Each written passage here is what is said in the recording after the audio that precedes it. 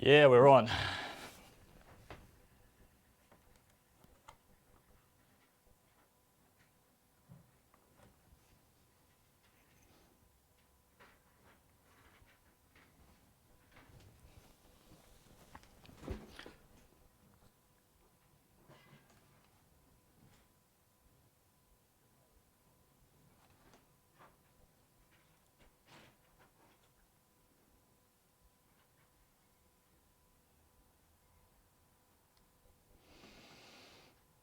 Oh, I think we're on.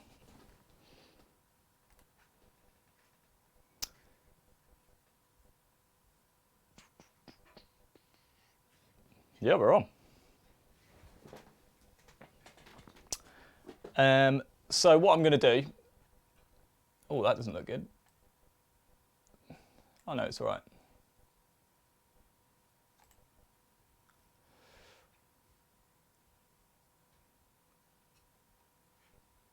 So yeah, what I'm going to do is just wait a few minutes for people to arrive.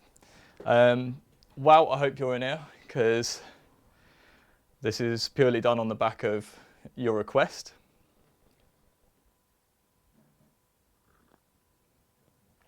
And Emma Kvist, I hope you're in here because you're the other person that requested this workshop.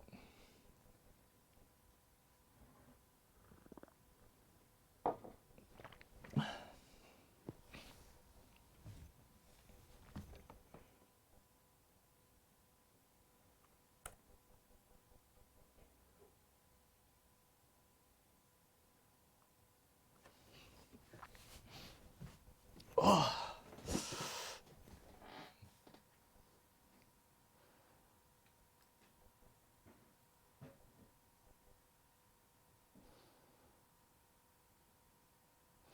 So we've got 5 people on. I'm going to give it to about 10 past 3 before I actually start doing anything, just to give people a chance to get in and get sorted out. I've completely forgot what I was going to say. There's a chat box in the bottom right-hand corner. If you want to ask any questions, then just type your questions into the chat box and I can see it coming up on my screen. I'm going to try and keep an eye on the questions and answer them as we go, if I can. I'm not an expert on wheel building, but I can do it. So I'm going to do my best with this workshop. But I don't claim to be a professional wheel builder or anything. I can build wheels. So yeah, hopefully we can learn something new today and we'll come away with a finished wheel. I mean, I don't know how many of you have actually got a rim and spokes and a hub standing by and are going to follow along, if anyone's going to do that. But yeah, potentially you could. But also we're going to save this stream, so if you want to come along afterwards and watch it again and follow along and build a wheel when you've actually got the components, then yeah, you'll be able to do that as well.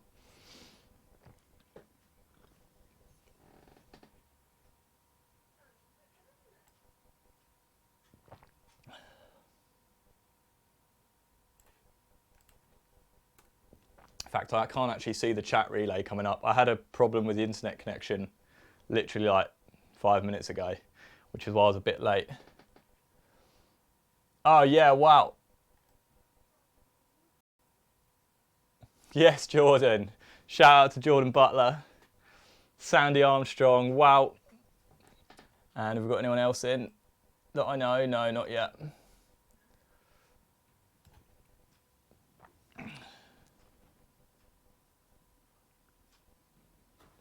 So same deal as yesterday, I'm going to give it a few minutes. This might be a good opportunity to get yourself a cup of tea because we're going to be here for a while. And possibly an emergency beer as well. I've got this for later in case things get bad. So yeah, how's the lockdown treating everyone? This is actually, if you're not from the UK, this is the first day that we've been in lockdown in the UK. And while nothing has really changed that much in my life, I was only going out shopping anyway. Something feels different. It's a bit weird, but what better opportunity to stay at home and build wheels, eh?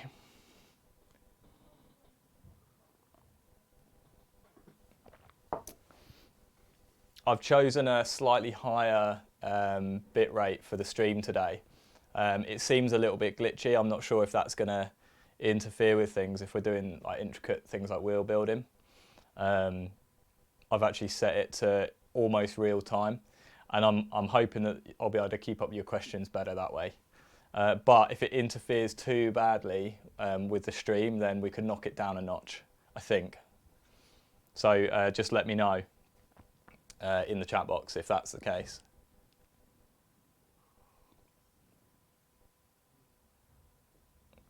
Yeah, exactly. Wow. Wow, it says if the wheel looks wonky, just drink a couple of beers, it'll look all right. Yeah. And actually, the rim that I'm going to use to lace up today is so wonky that I probably need a beer to make it look straight anyway. This thing's never ever going to be true, so we're starting from a little bit of a, like, we're not exactly starting with ideal materials here, so we'll see how it goes.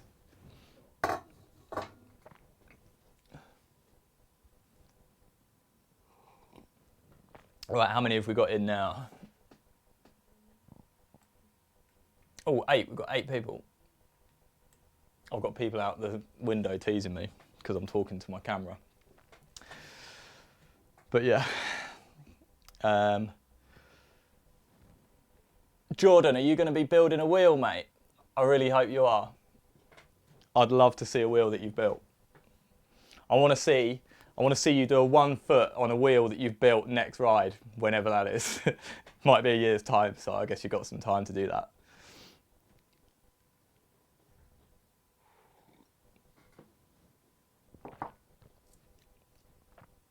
Right, I think we're going to get on with this. We've got 9 people in.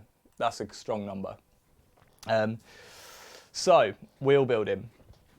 It might seem really daunting, and I know before I built my first wheel, I just didn't even know where to start, and I thought, oh, it's way too hard for me. Marie. Oh, yes, Marie. Yes, Jordan. Jordan says I need to make one for my 24 that he broke on the pub crawl. Yes, you do, mate.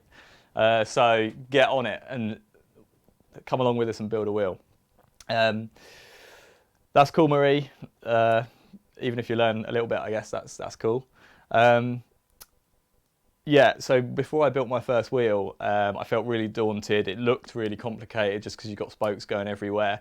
But actually, it's really quite simple as long as you're methodical. And if you don't, it's one of those skills that you kind of tend to forget if you don't do it often enough. I mean, I built a wheel probably 3 or 4 weeks ago, and I still had to like read up about it before this workshop today, just because if you're not doing it like at least a few times a week, you are going to forget the order in which you need to do things. So it's definitely one of those things that the more you do it, the better you get. Well, it's like anything, I guess.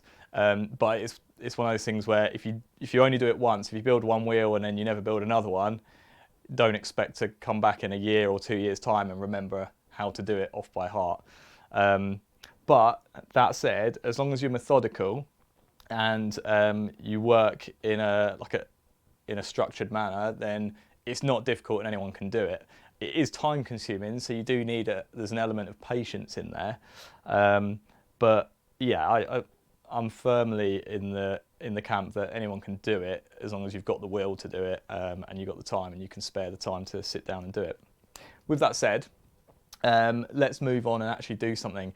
But first, and I know nobody likes theory, we've got a little bit of theory to do. My drawing's going to be really bad, so you're going to have to bear with me. And I'm not really sure, I'm going to have to move the camera to get a close-up on this piece of paper. So let's do that now. I'm just going to...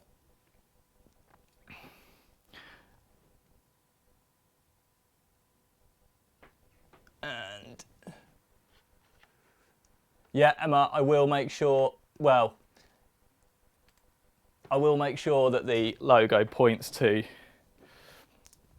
It's not essential, but skilled wheel builders will pick up on things like that. Right, you'll have to tell me if that's too blown out. Because I can't tell on my screen. Let's go back to here. And let me know if this is sharp as well, because I can't see. In fact, sorry, this is complete botch. Right, you're going to have to completely excuse my drawing skills. This isn't going to be really heavy theory. So we have three things to build a wheel, okay, obviously. You have the hub, that's the hub flange, and then for most unicycle hubs, you're going to have 36 holes. And obviously that's split between the two flanges, and we're looking end on here. Can we punch in a bit on that?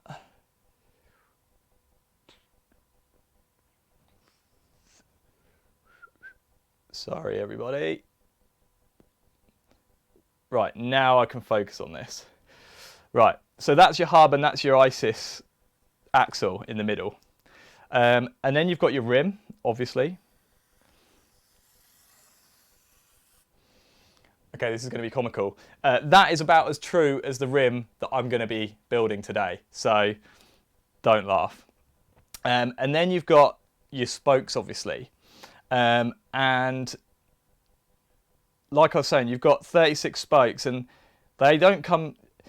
The way we're going to lace them, obviously every child draws a wheel and the spokes just come straight out to the rim. But in reality, it does, you can lace... There's a spoke pattern called a radial lace, which you do lace like that. But we're going to do what's called a 3-cross pattern, where the spokes... Each spoke will cross 3 others from the same side of the hub.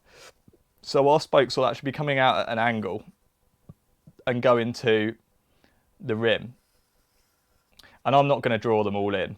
I'm just going to draw a few here, just so you get the general idea. And you notice that if I punch in on that, you notice that I'm going from one spoke hole, missing a hole, then another spoke hole, missing a hole, then another spoke hole, missing it, and so on. And so I'm going to carry on doing that. And this is the order that we're actually going to lace the wheel today. Oh, I did the right number of holes, yes. So every other hole has a spoke in it. And then the next set of spokes will come out from the hole in the middle, and it goes the other way. And it crosses 3 spokes from the same side. So it crosses this one, it crosses this one, and it crosses this one, and then it goes to the rim. And you repeat this for all the remaining spokes. I mean, I'm not going to draw the whole thing. I'm just going to do this side. Did I do that right? No, I didn't do that right. That should be there. But anyway, you get the general gist. And you'll notice that because these spokes, there's one set going this way, and there's another set going this way, spokes are obviously really thin. They're essentially pieces of wire. They're really bendy. You can bend them. And so it's this, and they're essentially working against each other and pulling each other taut. And it's this tension that keeps the wheel strong. But obviously if it's all under tension and it's all pulling, then you've got a real... The rim is really trying to be bent around, and it's that's really really important in keeping the wheel true, that the tension is all even.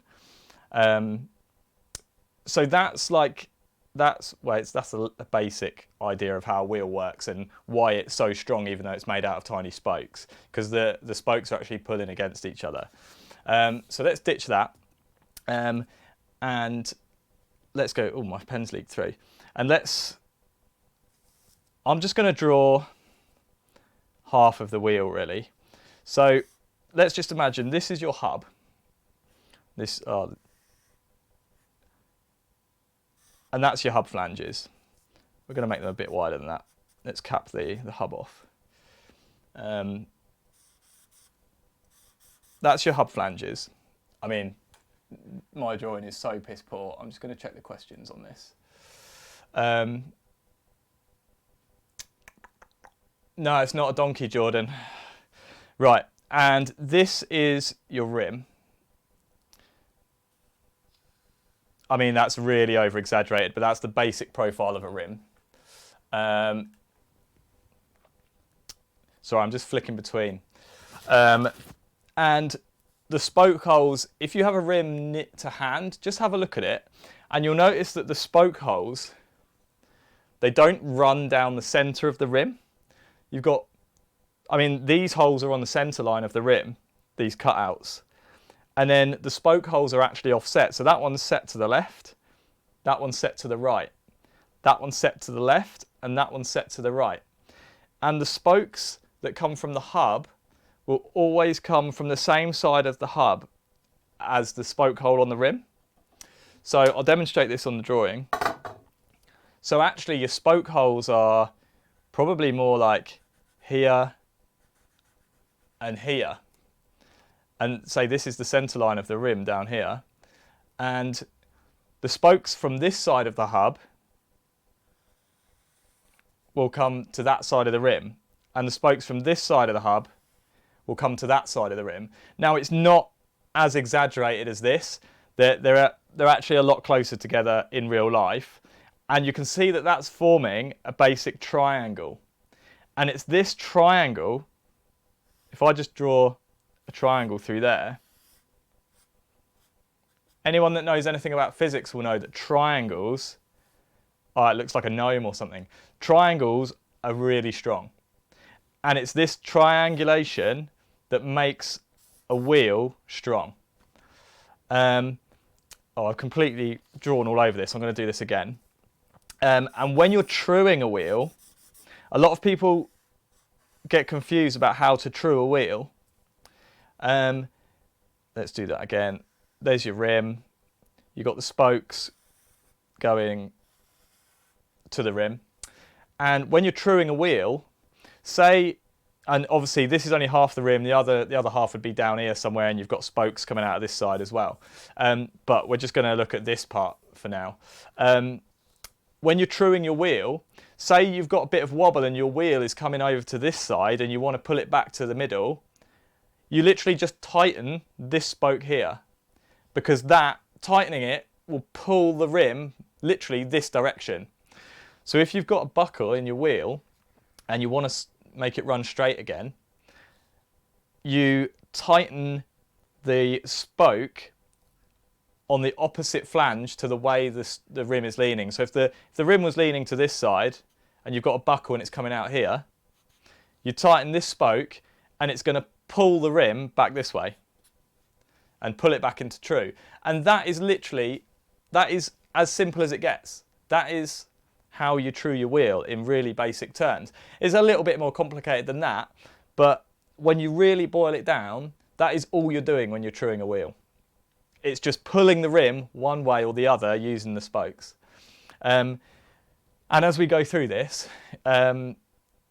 you'll begin to build a picture of like exactly.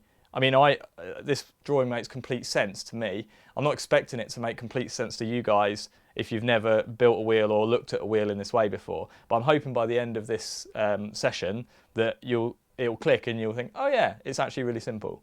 So with any luck, yeah, that hopefully that will help you guys. That's all the theory out of the way with. Well, most of it anyway. That's all the drawing. That's all my drawing you've got to put up with. I'm just going to ditch this and check if there's any questions and reset the camera. And Duncan, no, I haven't put my uni together because I don't know if you've noticed. That's my wheel that was fully complete yesterday. Hang on, how the hell am I going to do this? Right, so where is that shot? Nice. Right on my face there. So, components. You only need 3 things to build a wheel. So obviously you're going to need your hub. I'll talk a bit more about these in detail in a minute. So you need a hub. You need your spokes, obviously. And in this case, today we're going to be building a 36 spoke wheel. And in most cases, it's going to be 36 for a unicycle. I've got a 32 hole a 32 spoke wheel on my trials. I think you can get a 32 spoke Nimbus hub.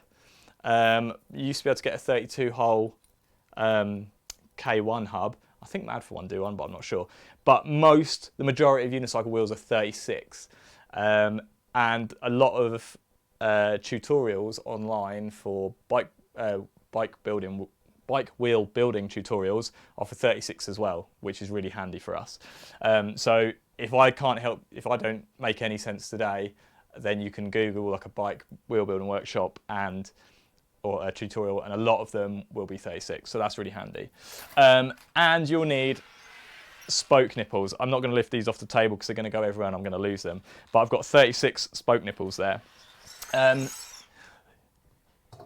I said 3 things, I actually meant 4.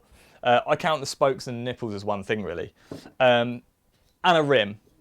And I was telling before most other people came in, I think, this rim is absolutely ruined. This is not, it's not true. It's not even, you can see how much that rocks. This rim is fit for the bin, really, but I'm going to build it up into a wheel anyway. It might not true very well. In fact, I know it's not going to true very well, and I know it's got a huge egg in it, so it's actually really egged. You probably can't see, but it is, trust me. Anyone that watched the workshop yesterday when I spun the wheel will know how bad this rim is. But that said, it's still going to do the job in demonstrating how to lace a wheel and true it. So that's fine. So yeah, you need a rim as well. In terms of tools, you literally only need 2 things. You need a flat-bladed screwdriver, a small one, and you need to make sure that it fits the slots in the spoke nipples. Some screwdrivers are too fat because the slots can be quite small in spoke nipples. So you just need to make sure it fits the slots in your spoke nipples, and you need a spoke key. Now this is a fairly standard spoke key. I prefer this type over the type that are like a round pressed metal one. Sometimes they come with like 5 or 6 different slots in for different gauges, but this is just a single gauge. This is for 12 gauge spoke, 14 gauge, sorry, 14 gauge spokes. And the good thing about these ones is, as they wear, because they will wear if you use it enough, you can actually pinch this up in a vise back to its original size, because it will wear and open out a little bit. So you can pinch that up in the vise, and when it's really worn, and just carry on using it like normal. So I really prefer these little tools, spoke keys. Now let's talk about hubs in general. The hub I'm going to be using is a titanium hub, and the flanges aren't very big. And I say that, if you have a unicycle to hand, especially a beginner unicycle or a muni, have a look at the hub flanges and you'll see that they're absolutely massive compared to this. The Mad for One hubs also have small flanges, and you need to pay attention to the hub flanges, because with titanium it's a very hard material. And when the flanges are small on a steel hub as well, they can't bend as much as bigger flanges. And that's going to affect how the wheel performs in terms of spoke breakage. And to combat that, you can use washers on the spokes. Now I've pre-threaded all these because I didn't want to spend ages threading them. And you can buy these from unicycle.com. You can probably buy them from most bike shops. I'm going to attempt to... I don't know if you can see that. Oh God, right. Little tiny brass washers. And you use those when you've got small flanges on your hub, or flanges that aren't going to bend that much. Because hub flanges are actually designed to bend a little bit and like be a little bit pliable and flexible. And they'll move about slightly when you're riding, when they're getting stresses on them, especially when you're tensioning the wheel initially. It'll all bed down. I mean, you won't see it. It moves so little you won't see it. But also when you're riding and you're putting stresses on the wheel, the flanges actually bend around a little bit. And when you've got smaller flanges like this, or a really hard material like this, they actually can't bend around as often, and as a result, the spokes tend to break instead of getting that little bit of movement on the hub. So to combat that, you use these little brass washers, and that's what I'm doing today. So if you see these little brass things on my spokes, that's what they are. And if you don't have, if you've got a hub like this or the Madful ones, I strongly suggest, if you want a really strong wheel, to use spoke washers. Most unicycle hubs are 100mm bearing spacing, other than like the big wheels, like I think 36s are 125mm, something like that. I don't know a lot about distance unicycles or the bigger wheels, so, but these are 100mm bearing spacings, which means the distance between the centre of the bearings on the hub is 100mm. And luckily for us, because we don't have brakes, or 20-inch unicycles don't tend to have brakes, and that's what we're talking about today, or non-braked unicycles anyway, the spoke length can be the same, and we don't have to dish the wheel. If you had a disc brake on the hub, disc brake on the crank's another story. If you've got a disc brake on the hub, you actually need to put a dish into the wheel to compensate for that extra bit of width in the disc. But luckily for us, with unicycles without brakes, you don't have to worry about putting a dish in the wheel, and the wheel can be completely symmetrical. Spokes come in a variety of different flavours, I guess you could say. I'm using what's called double butted spokes. You get straight gauge spokes, which are the same width, all from the shoulder, I think that's called the shoulder or the elbow, right down to the thread, and they're the same width. So 14 gauge, which is the standard gauge of spokes, is, I think it's 2mm. Don't quote me on that. I'm not, like I said, I'm not an expert, but I think it's 2mm. So a plain gauge spoke would be 2mm right from the top all the way to the bottom, and it's not going to change. I mean, there's obviously a tolerance, so it might change if you measured it with a micrometer, but it should be roughly 2mm all the way along. You get single butted spokes, and a single butted spoke has slightly thicker end at the threaded end, or is it the elbow? I can never remember. But one of the ends is slightly thicker, and then it thins out in the middle. And you get double butted, which is what I'm using today, and it's slightly thicker. I mean, there's no point in me zooming in on this because you'd never see it, it's so slight.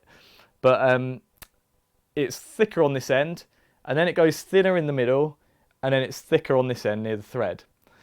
And that actually helps the spoke stretch a little bit. And again, it helps stop spokes breaking when you're putting the wheel under heavy force. A little bit like the hub flanges sort of having a little bit of give, or the spoke washers. So that's straight, plain gauge, single butted and double butted, and what the difference is. Spokes come in different lengths. I think these are 1/86mm. Unicycle.com has a really good spoke calculator. When you're buying spokes, you need to make sure you know what hub you're getting and what rim you're going to lace the hub into. And you need to know, I mean, Unicycle.com's spoke calculator has loads of different unicycle hubs pre-programmed into it already, so you don't need to know the dimensions, you don't need to go and measure a hub or anything. But say, for example, if you were using a hub that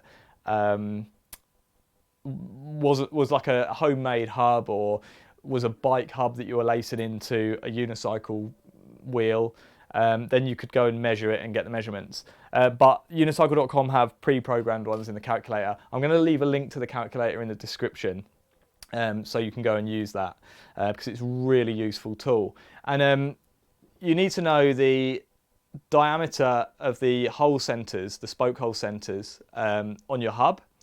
And you also need to know what's called the ERD of your rim. And that's basically the measurement to, I think it's to the spoke hole bottoms on the rim or something. Like I say, I'm not an expert, I can't remember. But it's basically the diameter of the spoke holes from the centre of the rim, I think. I can't remember. Or it might be from spoke hole to spoke hole actually, across the rim. But you need to know that measurement and your hub measurement, and then you type that into the spoke calculator and it will give you the length of spokes that you need. But like I said, this rim for sure is on there. Most unicycle rims are pre-programmed. Most unicycle hubs are pre-programmed. So you don't need to go out and physically measure anything unless you were using some mega rare stuff. So that's how you determine your spoke length. And again, you've got your spoke nipples. They're usually brass. You can get aluminium ones, but they're probably strip really easy. I've never used aluminium ones that I know of. But yeah, these are usually brass. You can get long ones and short ones. If you've bought spokes and they're a little bit too short, you could potentially buy like extra long nipples to make up the difference, so to save yourself buying new spokes. These are like a medium length, I think, looking at them. They're not the shortest I've ever used, but they're by far from the longest I've ever used. But yeah, just little brass spoke nipples. So let's start building a wheel. I'm going to quickly check, see if we've got any questions.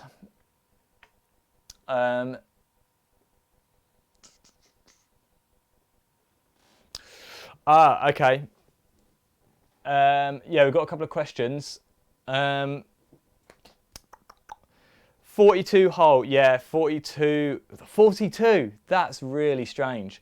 48's a common spoke count on a wheel. But I didn't know you could get 42s. I don't know. To be honest with you, I've only ever built 32 and 36 hole wheels. I mean, you would just... The procedure is the same, but the number of holes that you miss out on the rim would just be different. But we'll come to that in a second. Yeah, and Duncan says enter the values yourself as the program values are often wrong, and that is probably correct. You can get the dimensions if you go to the product page on unicycle.com or a bike shop of the hub. It'll often tell you the hole center diameter of the spokes, and if you're shopping for rims, I don't think I've ever seen a rim listing without the ERD in the specs. It's really easy to find on rim listings, and that's all you need to know about the rim. So yeah, just to be on the safe side, if you are using unicycle.com spoke calculator, just double check those values in the boxes. Good point, Duncan. Right, so let's get down to building. Now the rim, we're going to be, I'm just going to switch back. This is a bit clunky, sorry guys. I'm going to punch in on this. Where are we? Let's get that in focus. Right, this is not the ideal rim because it's so damn shiny. It's not the ideal rim to show you to demonstrate this, but I don't have any other unbuilt wheels at the moment. Now we're going to start, everything we do today, we're going to start at the spoke, at the valve hole. Oh, this is really not a good rim to try it with. And the valve hole in my case is here. Let's go closer actually.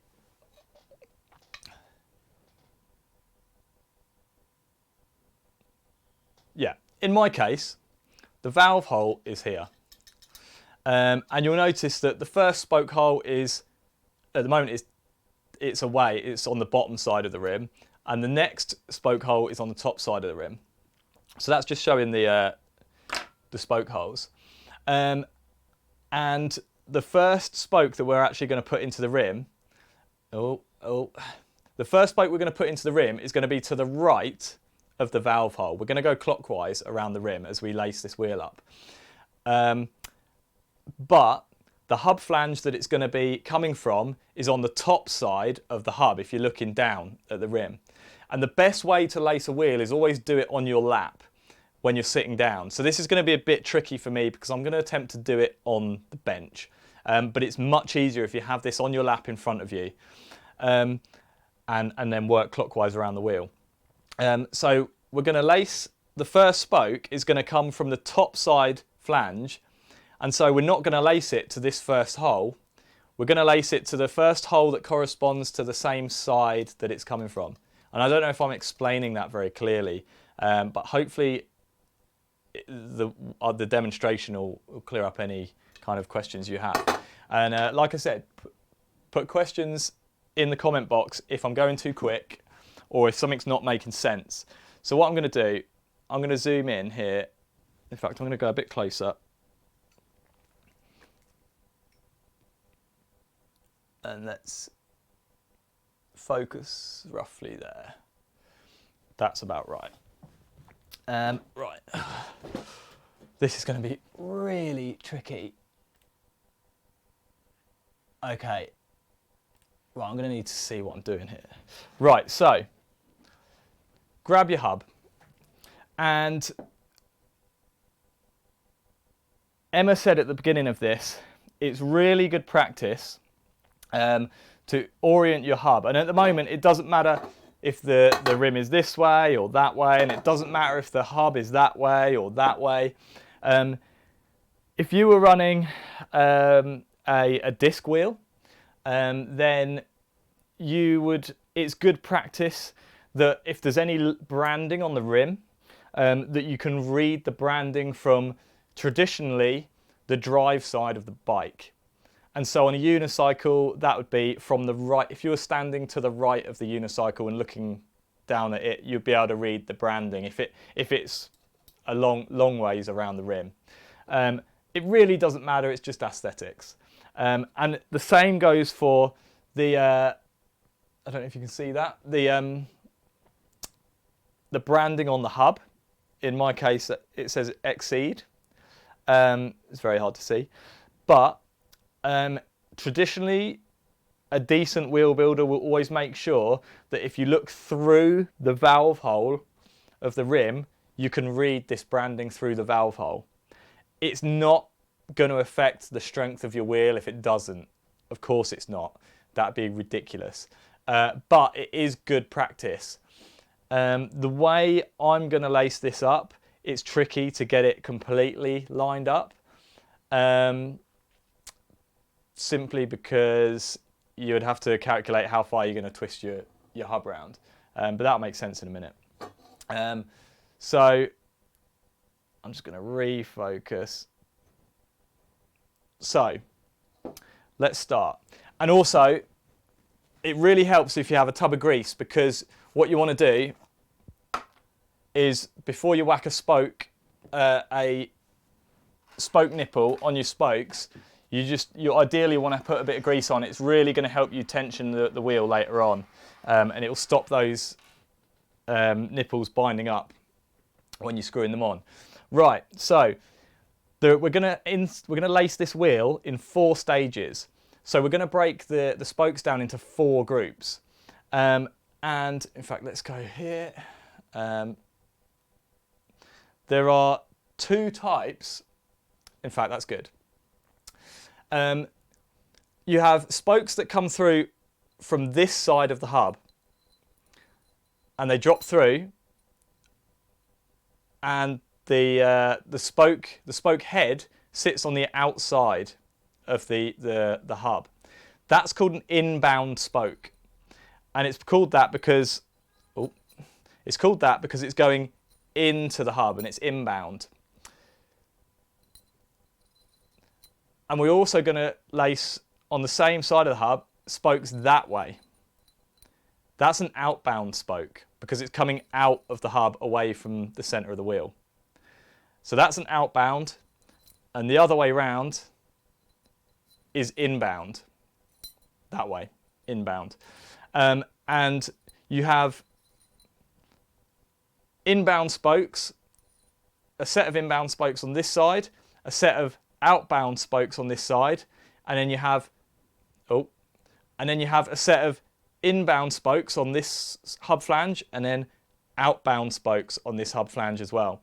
So we've got 4 sets of spokes that we're going to lace into this rim. And if you break it down and think of wheel building or lacing as those 4 stages, it stays fairly simple, and you can do it methodically if you think of it in 4 stages like that. So let's come back out. So we're going to put our first spoke in, and the first spoke is almost the most important one, because if you get this wrong, the whole lot afterwards is going to be wrong. I'm just going to flick back, see if we've got any questions. Yeah, Duncan, I know it's pringled, mate, but we're going to roll with it and we're going to see how comical the wheel is when it's finished. So we're going to drop our first spoke in, and the first spoke is going to be an inbound spoke. And at this stage, it doesn't matter. Well, it technically does matter, because if you want to make sure your logo lines up with the valve hole, then it does matter. But I don't really care about that kind of thing. That if this is the first wheel you're building, let's be honest, that's the least of your worries. And once you've done 2 or 3, or once you've got really confident doing it, then make sure that it's all really nice and aesthetically pleasing. So let's just drop the first spoke, and this is called the key spoke. Let's drop the first spoke through the hub. We're going to have to pick the hub up to do this. And actually, I'm going to grease that. So I've got a tub of grease here. I'm just putting a little dab of grease on each one. So we've got our spoke, and then you need to find your valve hole, and in my case it's up here. And let's punch in a bit on this. I'm going to attempt to move, yeah, and let's move that to there, and let's focus on that a bit. Right, so where's my pointer? This is my valve hole. In fact, let's get that spoke out of here. This is my valve hole, and the spoke that I've just put through the hub is on the top flange. So we need a spoke hole that's angled towards this top side of the rim. And we're going to work clockwise around this rim on this set of spokes. So I need to put this in a hole this side of the valve hole that's also this side of the rim, on the top side of that rim. And the first spoke hole that we find is to the bottom. So we're going to skip that one, and we're going to put the first key spoke in there. So let's go ahead and do that. And you can do this with your fingers. So I'm just going to grab a nipple, and I'm going to put my spoke through there. And I'm just going to put a few turns on it.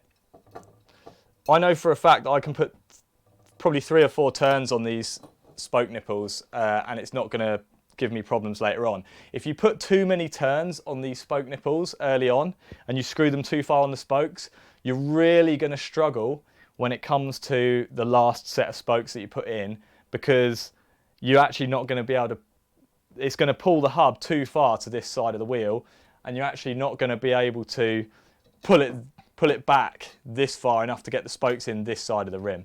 Let's actually tilt down a bit on that so you can see what I'm doing. So now we've got that first key spoke in. That's the first spoke in. And now you've got one spoke through the hub. You could go ahead, and because there are 2 sets of spokes, there's the inbound spokes, which is what we're doing now, and there's the outbound spokes, which we'll do in a minute. You need to leave room for the outbound spokes. Let's go back in on here. You need to leave space. Let's go up for the outbound spokes. Sorry guys, this is really clumsy. So I'm actually gonna miss a hole, because that's the hole for the next outbound spoke, and I'm gonna go through like the second free hole there. So I'm just gonna put a dab of grease on there, and I'm gonna go through. And because we're doing this in 4 sets, we've got 4 sets of spokes. We've got the inbound and the outbound on this side of the hub, and we've got the inbound and the outbound on this side of the hub, on this flange. We've got 4 spokes to contend with. Now we've already fitted one, the one being the key spoke. This is so hard to demonstrate. Let's focus on that rim. So we've already fitted the key spoke. And so we're going to need to miss 3 holes. So if you count,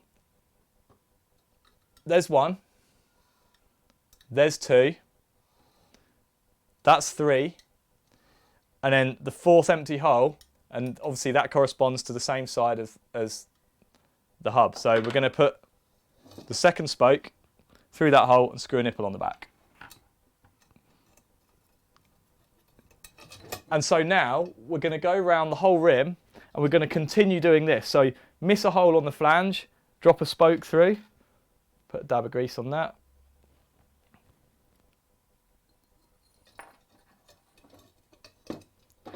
One, two, three, fourth hole on the rim, put it through. And this is why it's a lot easier to do this on your lap.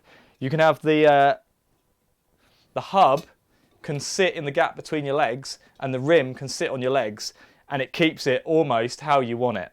So it's much easier to do this on your lap and it's much faster. And actually the way I normally lace these is I will drop all the spokes through the hub all at once for each set. So I'll drop all these inbound ones through and then connect them all to the hub, to the rim. And then do the same for the outbound ones and so on. And it just speeds up the process a little bit. But in terms of demonstrating, this is actually easy. This is better because it's less confusing, because that way you end up with spokes all over the show. And you can see, look how bent this spoke is. I mean, that is not ideal. You want to be really working with, where are we? You want to be working with like brand new components. To get a real good wheel build, you need to be working with new components really. So this is far from ideal, but like I said, this rim is never going to be true anyway, so I don't really care about that. This is purely for demonstration purposes. So remember to miss a hole every time on the rim, and like I keep saying, if you've got any questions, just pop them in that chat box. I'm trying to keep an eye on it as I go. Just putting maybe 3 or 4 turns on each of these. I've never had it, well, probably, I can't remember if I've ever had to back spoke nipples off because I've done them up too much to begin with. I don't think I ever have. I've always been a bit cautious about it because obviously it's very time consuming to have to go back and undo work. So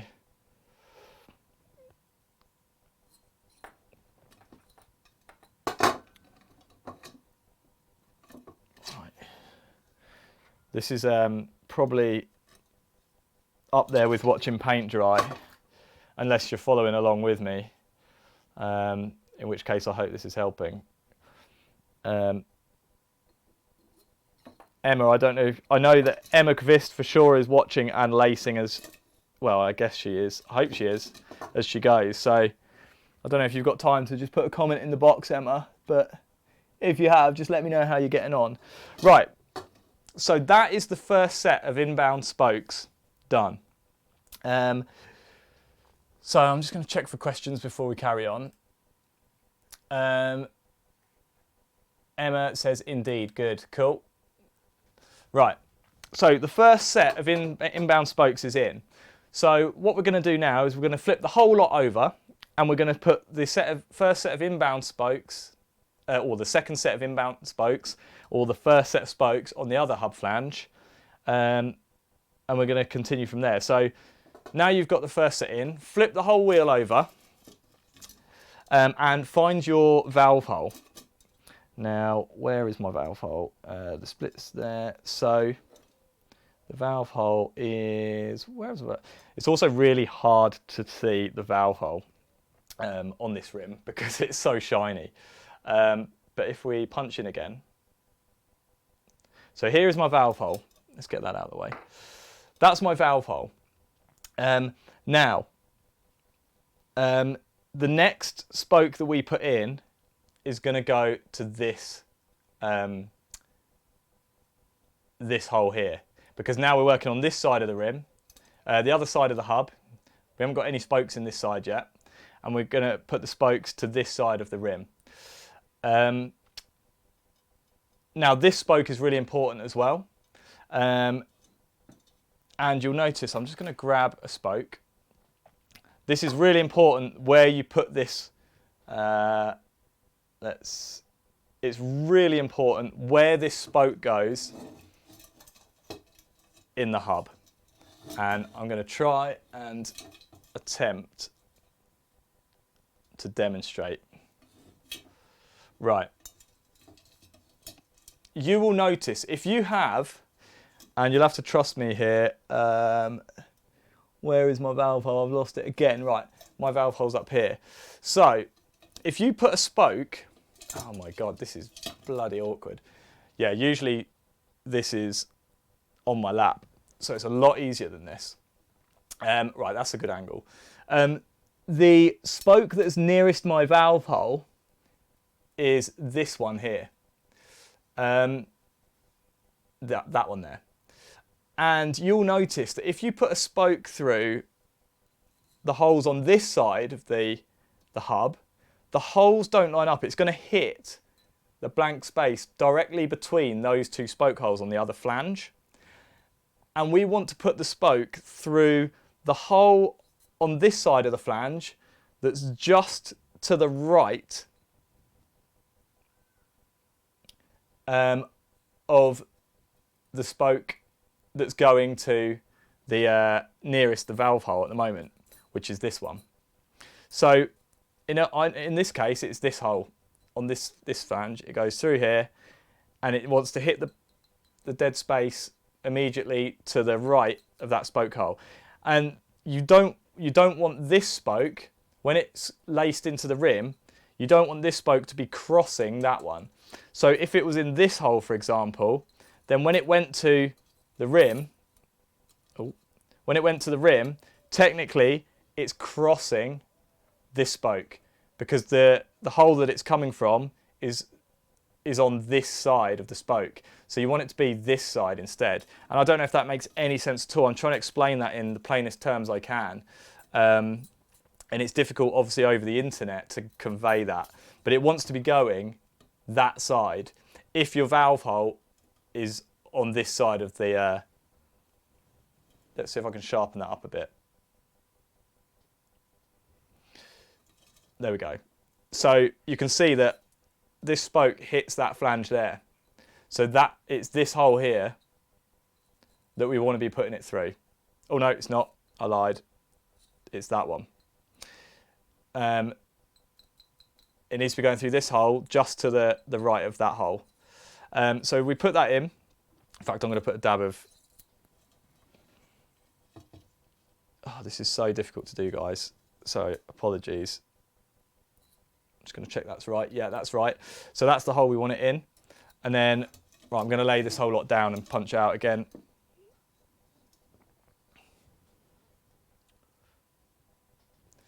And tilt down.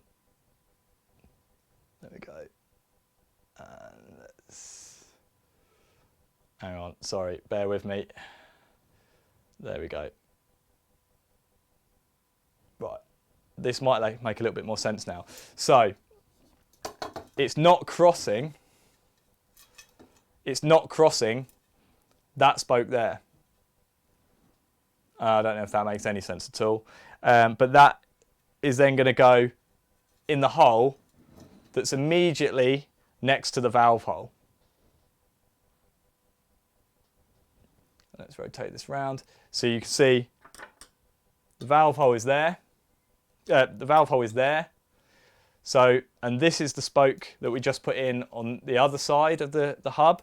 And this is our new spoke that's going in, and it's on the corresponding side of the rim next to the valve hole. So now we know that one's in the right place. I'm just going to bung a nipple on it. And now we've got one for reference.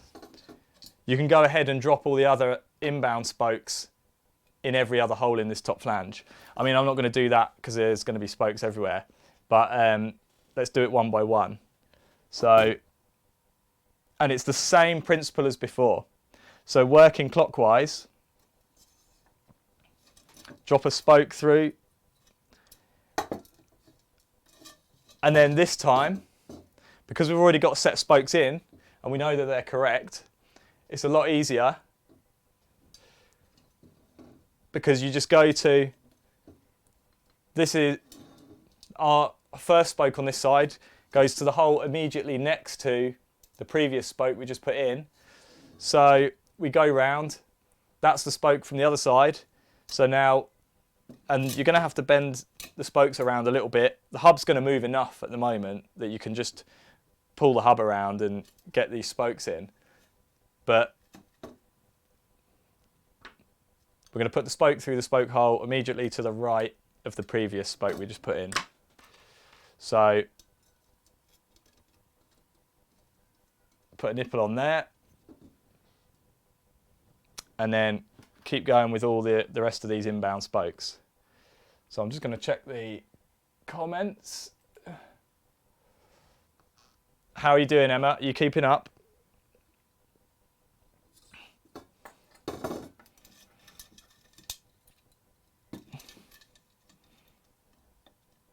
So that one goes to there.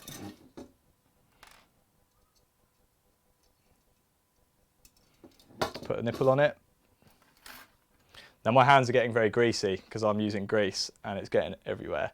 So it's a good idea to have either a rag on standby or some blue roll. I've got a roll of blue roll down here.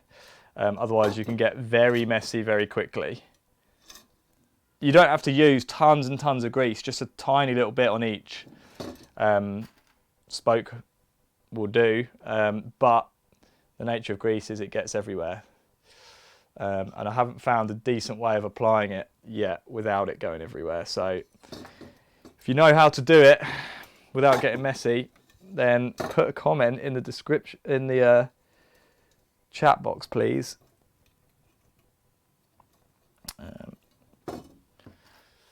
By the way, I hope you lot have got hours and hours and hours, by the way, because I've got a feeling this one's going to go on for a bit. We've been going for an hour already and we've not even put the laced it yet. And the more you do this, the quicker you get. And like I was saying at the beginning, usually I'll put a whole set of spokes in at a time. So I'll go and drop all the inbound ones in, then put them through the rim and put the nipples on, and then I'll flip it over and do the same, do all the inbound spokes on the other side at the same time. But for the purposes of demonstration, I think that would just get confusing. But when you do that, it does speed this up significantly. And actually, one of the tutorials that I'm going to link is one by George French, who's a really good BMX engineer, and he owns G Sport, which most people that ride street unicycling will have heard of before. They make the hub guards that everyone uses, and they make some pretty good BMX rims as well. He did a wheel building guide in Ride BMX UK magazine years ago, and that's actually the tutorial that I learnt to build wheels from.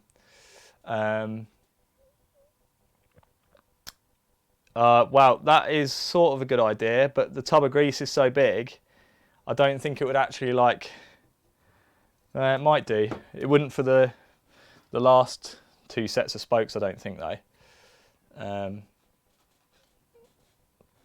only got one left on this side anyway. So, and I'm having to actually pay a bit more attention than normal because I'm chatting at the same time.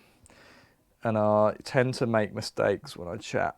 I can't really do, I'm a guy, so I can't do two things at once. I'm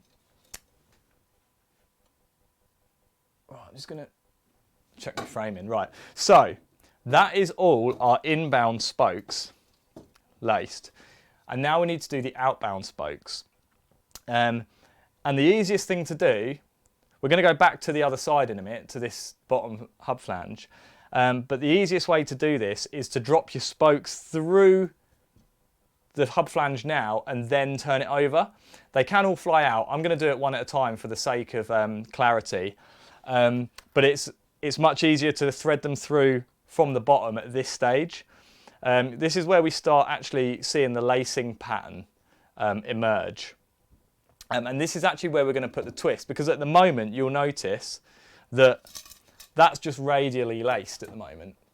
Let's zoom out a bit. Remember that picture I drew at the very beginning. Let's sharpen that up a bit. That picture I drew at the very beginning, where I said the spokes actually need to be like that. They don't run straight. They actually come across the hub flange a bit and then go to the rim. So that's a radial lace wheel, but we need to make it like this. So that's what we're going to do now when we lace this set of spokes. And oh, I've already got one out. So I've got a dab of grease on this one. So we're going to drop our first outbound spoke in the bottom flange because we're going to turn this wheel over in a sec. So if you find your valve hole, and it doesn't really matter where you drop this through as long as you know where to put it. So I'm going to drop this one through on roughly there. So we've got a spoke hanging through, so grab that and then flip the wheel over. Now you do need to know where your valve hole is. Obviously we always go from the valve hole, and my valve hole, I'm going to zoom in again. Let's go down here. And this is really important, and this is why we've started lacing from the valve hole. Obviously, to attach a pump, you need as much space around the valve hole as possible. So what we're going to do is we're going to twist the hub so the spokes that you've already put through are angled away from the valve hole. So if I just punch out again, I'm going to twist the hub this way, which is, you see that drew the rim up off the desk, because now they're starting to get a bit of tension in them. And let's just punch in again for clarity. You'll see that angles the spokes. I don't know if you will be able to see that. That angles the spokes away from that valve hole. And just in case you can't see, the valve hole is here. And it's not very steep, the angle, but it is angled away. And the spoke that we've just dropped through, these spokes that we've already put in are called the trailing spokes. We're going to put in the leading spokes, and they're angled the other way. You can see my hand's in the way, so it's not very hard. It's not very easy to see. You can see that these spokes are coming out from the hub and going this way. The spokes we're going to put in this now, the outbound spokes, are going to come out of the hub and go the opposite way. And these are the spokes that are going to pull against these ones and create the tension in the wheel. You can see when I twist the wheel, it tensions up. So we've already got a spoke through the hub. And this is a 3-cross wheel, and this is where the number of crosses comes into play. It simply means that the number of spokes that this spoke crosses is going to be 3. And it's the number of spokes that are on the same hub flange as this one. So we're not bothered about the spokes on the other hub flange down here. It's the spokes that are on the same hub flange that the spoke in question is coming from. So let's punch in again. This is really crucial to get this lacing right. Oh, wrong way. Let's go this way. And I'm going to try and demonstrate this as clearly as I can. Is it too dark, by the way? I'm not sure if it's too dark. Right.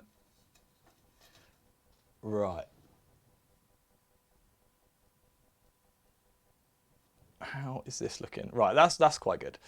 Right, that's, I think, as clear as I can make it. Right, so I'm going to use my little pointer again. This is the spoke, the outbound spoke that we've just put through the hub. And it's going to be crossing 3 spokes from this same hub. And you can see that these spokes are going out this way. And this spoke is going to be going this way. So if you count from the hub flange, so this is the first spoke that it's crossing. And so you've got one spoke here, because this spoke's coming out of this hole. So you've got one spoke here. The second spoke is this one. And then the third spoke that this is going to cross is this one here. And it's just in the bottom of the shot. So you just count. So you've got 1, 2, 3. But and you'll notice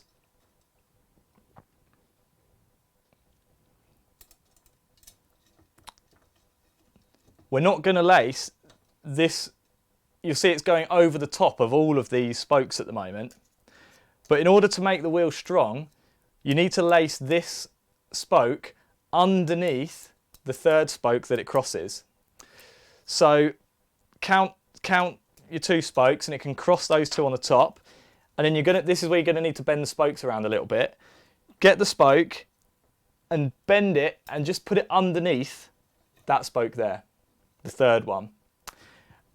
And then you need to put it in the next available hole in the rim that's on the same side as the hub flange that the spokes come from. So in our case, and this is super hard to do with one hand, right,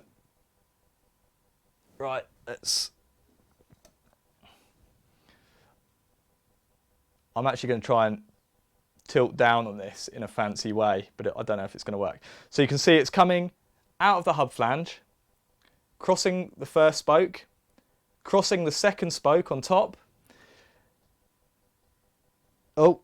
Then you can see it's going underneath the third spoke, and then it comes down to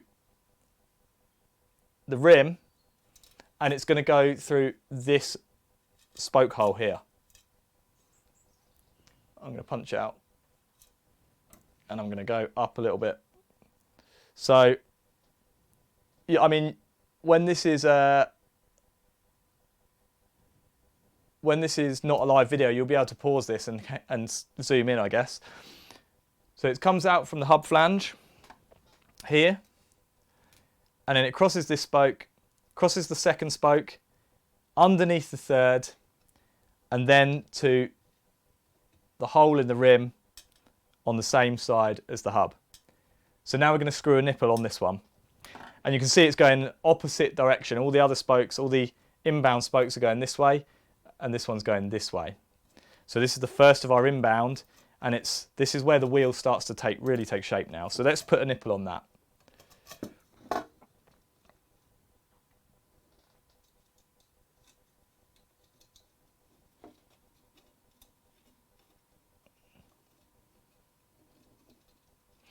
And this is where, if we had dropped all the outbound spokes in from the other side before we'd turned it over, they would already be on this side, and you can just connect them all up now and just lace them under the third and put a spoke nipple on it. Because I'm trying to keep it as clear as mud for everyone, this is going to be a bit more difficult because you're going to have to come up from underneath and thread one through. So obviously now this is the third set of spokes we're putting in. So we're just going to put one in every hole that's left on this side of the hub. And then obviously make sure it's crossing 3. So I'm just going to punch in. And I'm going to check the questions in a sec, just in case anyone's getting lost or confused. So this was the one that we just laced in. This is a new one that I've just put through. So it's going to cross this spoke here, and this is the third one, which has got that big old bend in it. So it's going to go underneath this one. So that's under. I'm going to punch out. And then it's going to go to the next rim hole, which is this one. So I'm going to put and you can see it's getting more tension on it now. It's getting a bit unwieldy. I'm having to wrestle with these a bit more. So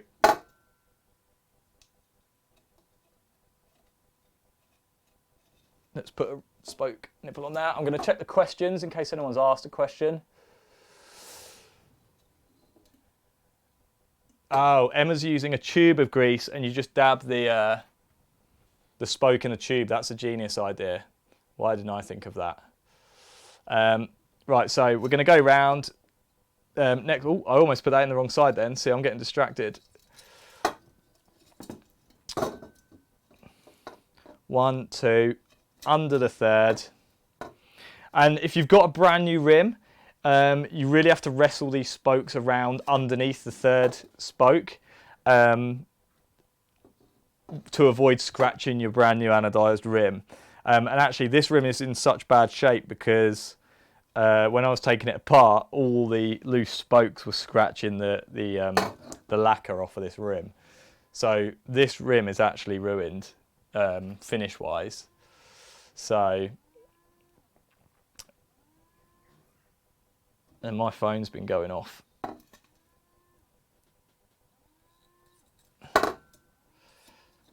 Almost non-stop since I started this live stream. 1, 2, under the third.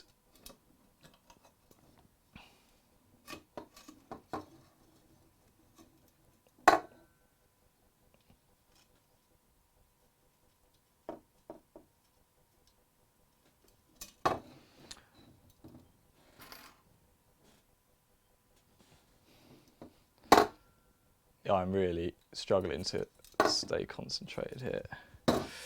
1, 2, under the third. I'm also getting covered in grease. My hands are so slippery. So once I've done this set, I'm going to stop and wipe my hands, I think, and wipe everything down. I'm almost doing this wrong every time. 1, 2, under the third.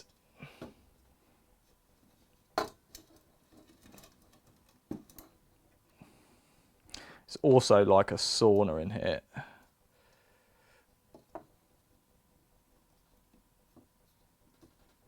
It's really nice weather here in the UK, and we've literally just gone into lockdown. Just as the weather has got amazing, which is a bit of a shame. But anyway, we can't complain. Just got to carry on.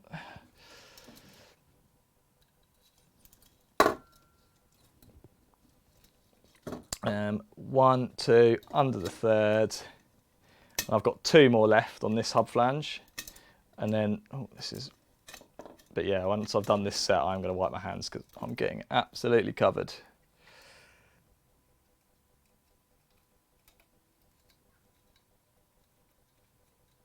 And I'm just putting 2 or 3 turns on these. I can still see plenty of thread showing through. 1,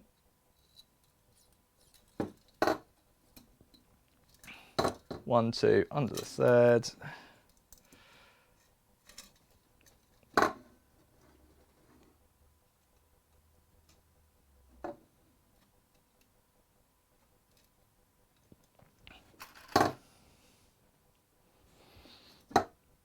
And this is the last outbound spoke on this side of the wheel. 1, 2, under the third. Ooh. And you can see that this wheel is actually starting to take shape now. The rim is sitting off of the table because it's being held more centrally in the rim, or in relation to the hub, I guess. Right, so that is all the outbound spokes on this side of the hub flange done. Now I'm just going to stop momentarily and wipe my hands because I am covered in grease from doing this. Like I said, tube of blue roll or a rag is always handy to have on standby. I'm just going to wipe all this. I'm a very messy worker. Now you should have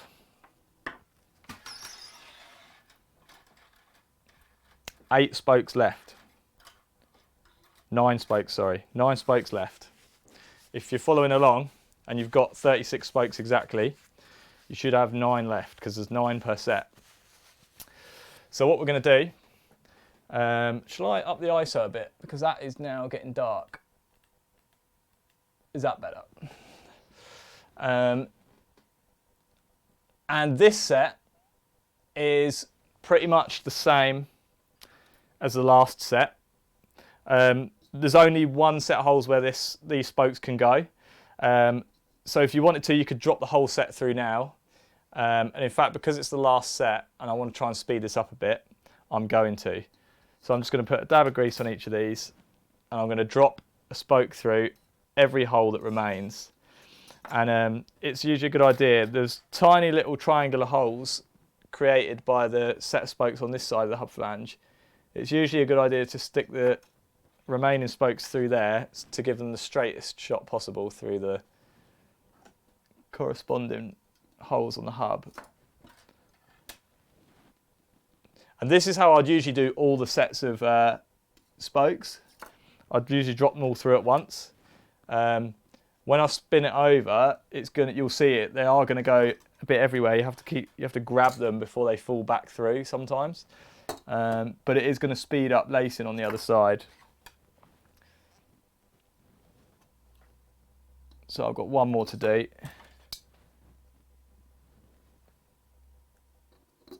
And now I'm going to just give it a shake. So now you can see they're all through there. Has the stream frozen, by the way? Yeah, sorry, I'd minimised it. So right, I've dropped all the remaining spokes through the wheel, and they're now hanging out the bottom. So I'm going to grab them, and you need to hold on to these, and turn the wheel over. Then they're going to want to fall back through the hub. So you just need to... Oh, that one's giving me some jip. It's caught. In fact, is that one? Yeah, it's got its washer on it. So now I'm just going to lay them all flat. Just make sure so they don't fall back through that hub. In fact, one of them's gone through. And you can see how this would cause confusion, which is why I didn't do this from the beginning. But normally, if I'm lacing up a wheel, this is how I'd do it, and I'd have all the spokes hanging through. And again, this is the last set, so it doesn't really matter where we start this time. Let's punch in. And I'm just going to sharpen that up. And this is exactly the same as before. So let's start with this one, say. The spokes the inbound spokes, which is this one and this one. This is the new outbound one. You can see it's an inbound spoke because the head of the spoke is here on this side, on the outside of the flange. These are going this way. So these outbound spokes that we just put in, they're going to be crossing these spokes and going this way. I mean, not quite as exaggerated as that, but they're going to be going this way as opposed to that way. So let's start with this one just because I've got it in my hand. So same again, we're going to cross 3 spokes from the same hub flange going underneath the third one. So this is the first one. So we've got 1, 2, and this is the third. So this spoke is going to cross underneath this one. And now there's only one spoke hole left on the rim where this can go. Once it's crossed underneath that third spoke. It can only go, there is only one hole left here, so it's really obvious for this last set. And because this has been laced up before, like I said at the beginning, it's better if you use brand new materials. Because this has been laced before, you can see it's really not sitting very well. You can see it's like arched right over. There's a real big old bend in that, and it's really not sitting too well on the hub flange. That is not ideal, and that's what happens when you build a wheel with like old spokes. So, and actually it is kind of difficult. Let's see if I can. You can see that it's not quite reaching the hole. So you really have to kind of like wrestle it and push the hub, push the spoke flat to flatten it out to get it to go through that hole. So if you're building a wheel with old spokes or an old rim, it's not ideal really. And it really comes out and bites you in the arse in this last set of spokes. So that's that one. I'm going to go round this way and I'm just going to continue doing that, crossing under the third and putting them through the rim. So I'm just going to switch over to the stream view. I mean, I've got a preview on my window here, so I can see any questions, if there are any questions. Has anyone got any questions so far that I can answer while I'm doing this? And now it's getting to the point where I'm having to use a screwdriver because my hands are so greasy that my fingers are just slipping. Right, no questions. Under the third.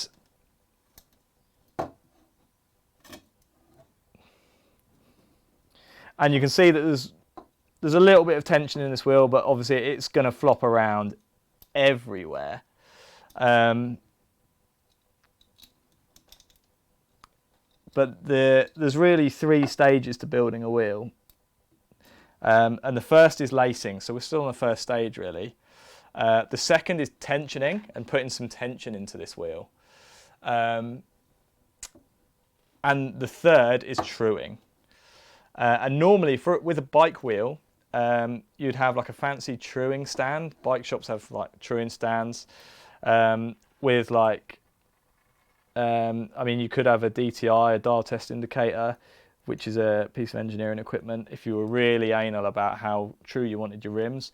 Most of them just have like an arm with a little stick, for want of a better word, that you can put up against the rim and you can see if the rim's running true. But luckily for us, because bikes have dropouts, they don't have bearings on the wheels, or they're internal bearings in the hubs. But because we have external bearings on the hubs, we can actually use our unicycle frames as truing stands. So that's quite good, and it works to our advantage because you can ditch the fancy truing stand, and it's just another piece of equipment you don't need. So right, I'm getting there. I've got 3 left on this side. 3 or 4. I've got 4 nipples left. Oh yeah, because I haven't put this one on yet.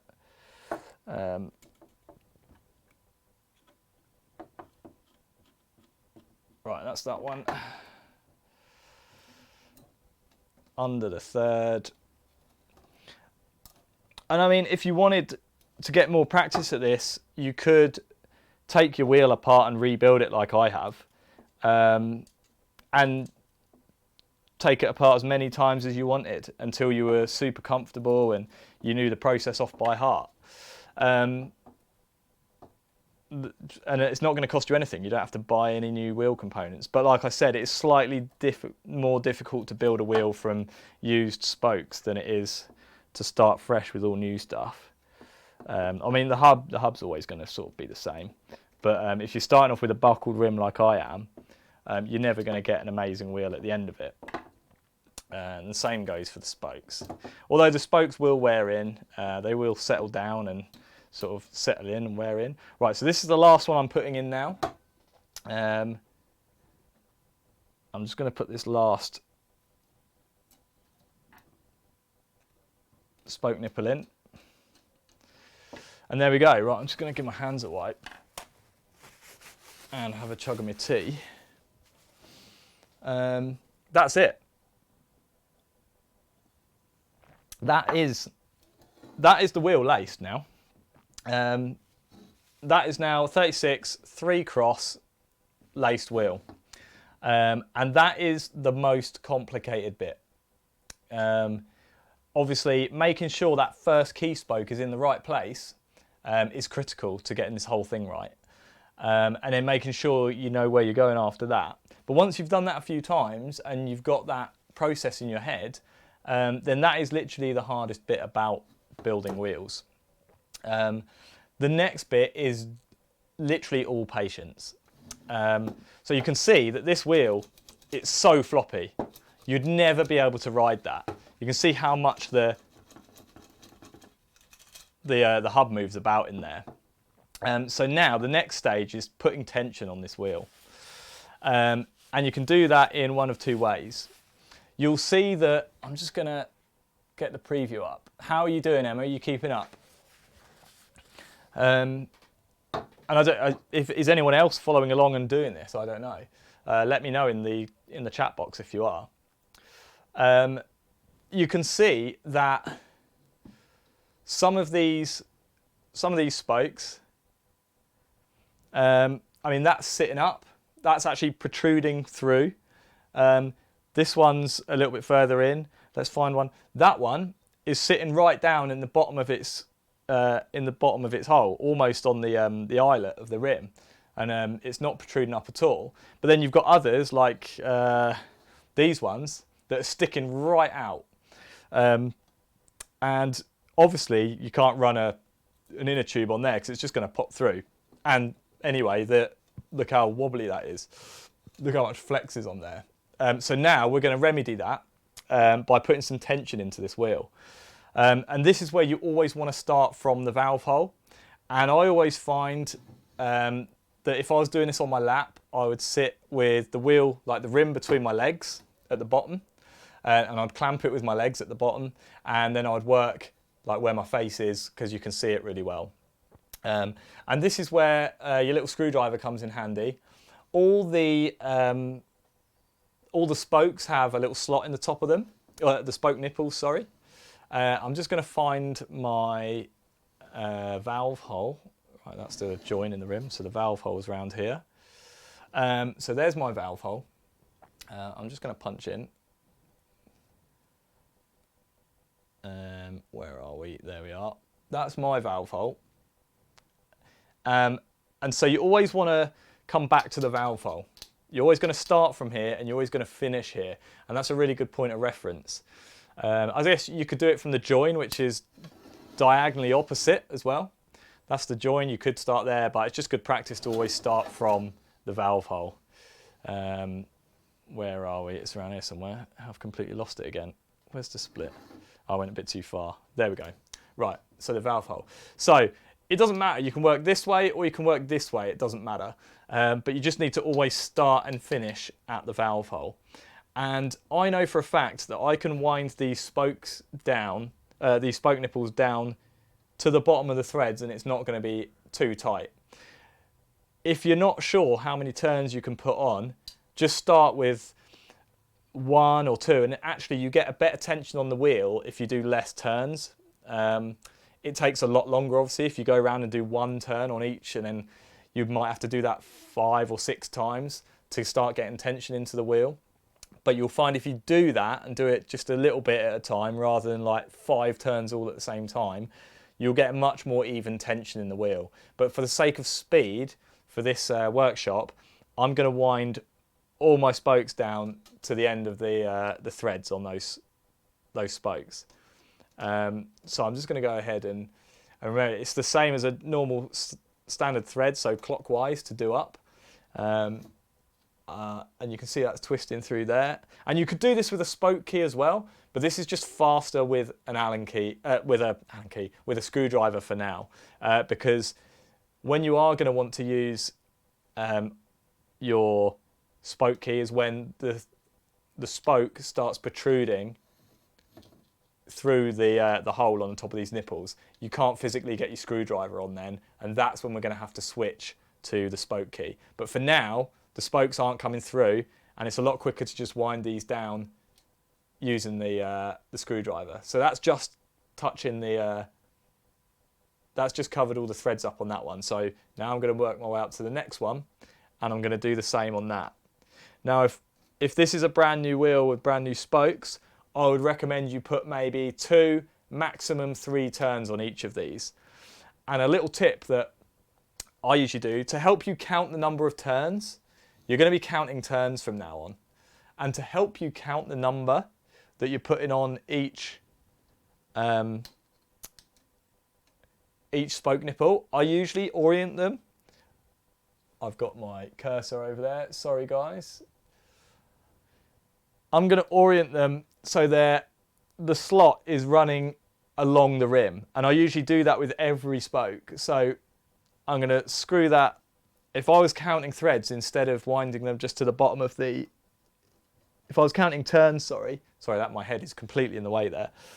If I was counting turns, rather than just winding them to the bottom of these threads, I would orient all of the spokes. Once I've done the first set of turns, I would orient the slots so they all run along the rim.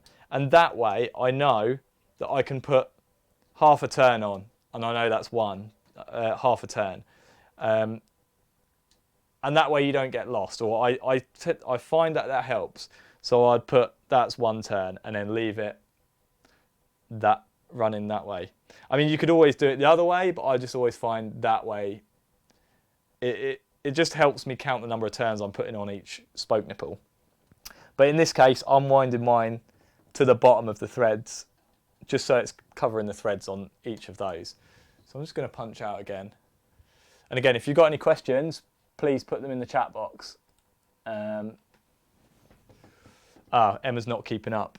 Okay, Emma, sorry. Right, those ones are wound down. Let's just go to this one. This is the bit where you need a lot of patience, and I really apologise to anyone who's watching this and not building along with me. I'm fully aware that this is going to be really boring because you're just watching someone do up spoke nipples, and there's no way of getting around this. I mean, some more experienced builders than me will use a power screwdriver to put tension in the wheel. I'm not. For me, that's not a good idea because, well, I'm not experienced enough to do that yet, I would say, because I think that's going to put uneven tension on the wheels, for me anyway, at the moment. If I end up building hundreds of wheels, then maybe it would speed it up, but I only ever build one wheel at a time, and I actually quite enjoy spending the time sitting down and spending a couple of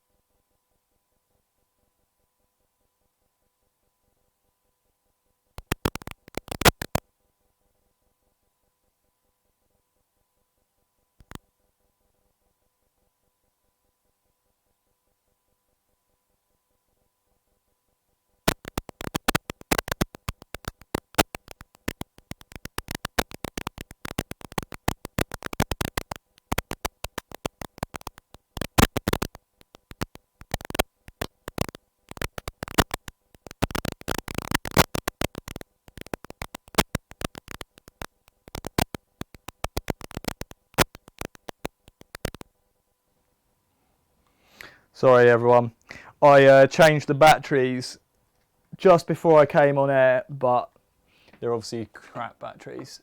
I'm just going to change the batteries in the receiver pack as well, so it's going to go off.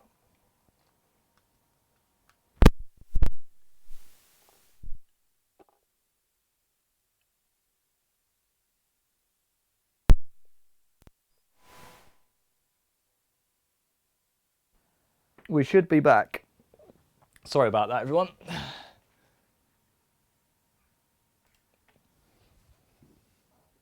Right.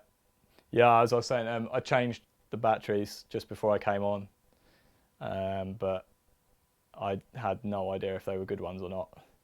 Evidently not. Yeah, let me know if you can hear me again. I mean, oh yeah, I'm getting levels on there, so we're good. Oh no, I've lost where I was. Right, where was I? Let's see if I can work it out. Right, I was here. So yeah, normally you'd never want to put it down like that. Or if you do have to put it down, keep it in your hand and put your thumb on the one that, or a finger, or hold it by the spoke that you're on at that point in time. Otherwise, you're going to lose your place. And if you're counting the number of turns, that's going to completely screw you up. Luckily, because I'm winding them down just to the bottom of the threads on the spokes, I can tell where I was. But if I was counting turns on this, I would have been screwed then, because I just put the wheel down and didn't mark where I was. So that's something to keep in mind. If you get distracted by something and you put it down, just take a note of where you've got to, unless you've got back to the valve hole, and then you're good, because it doesn't matter which way you go. Right. Let's zoom out a bit. I don't know.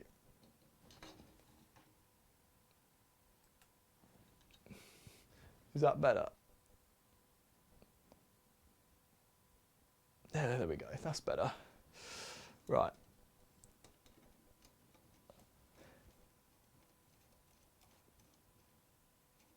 In fact, I've even skipped one there.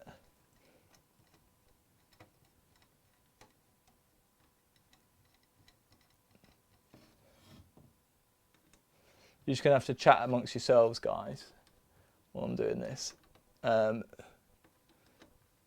I know I've got a feeling I'm going to have to put a few more turns on these, because this is still very loose and I'm almost back round. I'm 3/4 of the way around this wheel.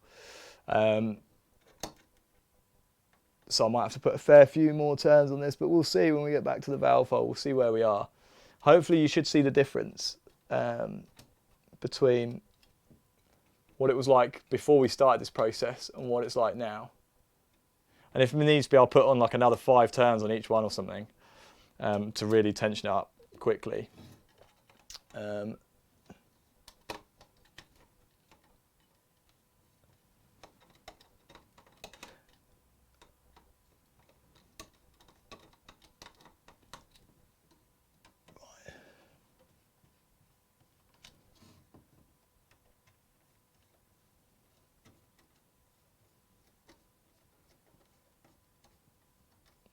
How many people have we got in the chat, by the way? I'm just going to make sure.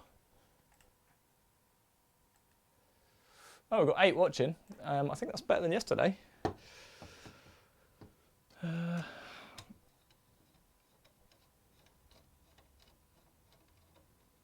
In fact, I think I can see on these spokes where the nipples were screwed down before. These spokes are actually slightly too long by the looks of it, because the nipples have screwed down over the non-threaded part of the spokes. And some of these nipples were actually really hard to get off. They were binding up on the spokes. So I'm pretty sure. And some of them were poking right through the rim, almost to the point of it looked like it was going to puncture the tube. So I think I bought, I can't remember, I think I bought this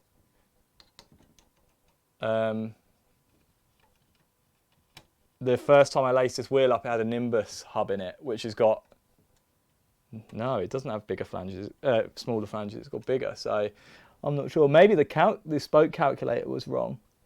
Right, so I've got back to the valve hole, and you can see that it still moves around, but it moves around a lot less easily. Having said that, there's still not a lot of tension in these spokes. You can see how much they bend around. So I'm going to go ahead and I'm going to put another maybe like 4 turns on each of these, Starting from that valve hole, I'm going to go around again and put 4 turns on each. 1, 2, 3, 4. Yeah, that feels about right. And actually what I'm going to do now is, these are getting a bit harder to turn with the screwdriver, so I'm going to start using the spoke key now. And remember, if you're using the spoke key, you need to make sure that you're actually turning these nipples in the right direction. It can be slightly confusing because you're putting the spoke key on the back side, but you just need to make sure that these spoke nipples are still turning clockwise as you're doing them up. It's just something that you need to bear in mind. But I find with the spoke key, it's sometimes easier to count the number of turns as well, because obviously it comes around once every turn, rather than the screwdriver, which just looks the same every turn, so every half turn. So it's easy to get confused with the screwdriver. But also the spoke key does fall off sometimes. So what I'm actually going to do is I'm going to rotate the wheel to the bottom, and so obviously the spoke key falls down onto the spoke nipples instead. You can still work in the same direction, you're just coming towards yourself instead of going away. And obviously working on this side of the rim, you're going to want to do it anti-clockwise because you're now on the other side. So I'm going to do that. I've already done one, that's 2, 3, 4.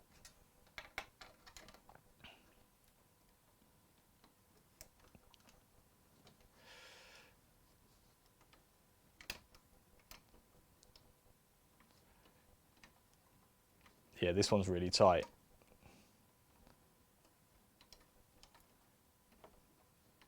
4. And some of these spokes aren't actually through enough yet.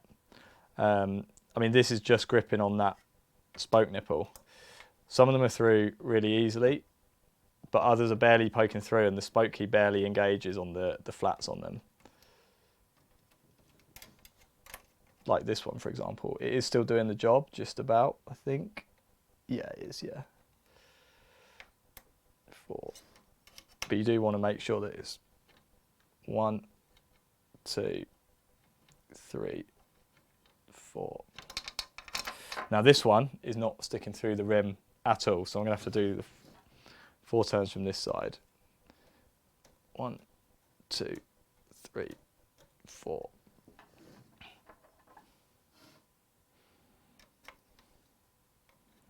1, 2, 3, 4. And actually I find I prefer using the spoke key. 1, 2.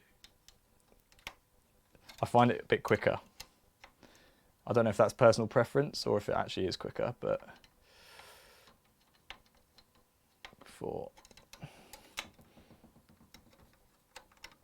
That's not turning. I'm going to have to do this one from this side. 1, 2, 3, 4. 1, 2, 3, 4.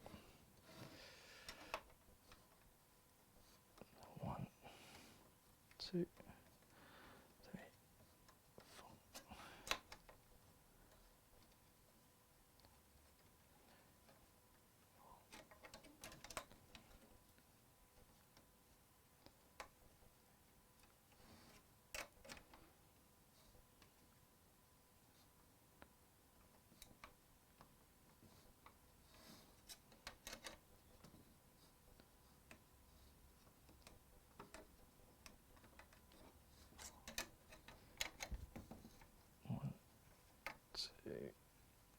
Three, 4. I have a really hard time counting these without actually counting out loud. I don't know why, but I just do. I'll try not to do it out loud because it even annoys me, but like I said, I can only really concentrate on one thing at once. So, right, this one again is, I think I'm going to have to go around and put maybe another 4 turns on each of these because 2, 3, 4. This is really not tensioning up yet.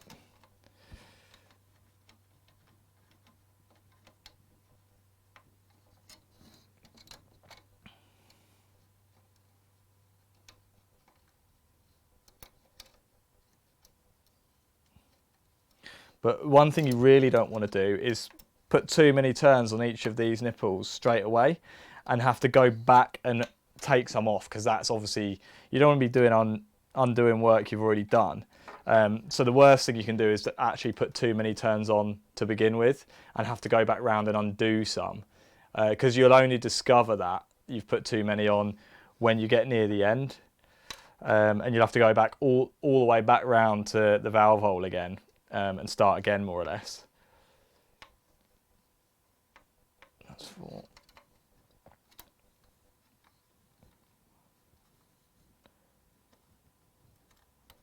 So this is definitely the part that takes the most patience.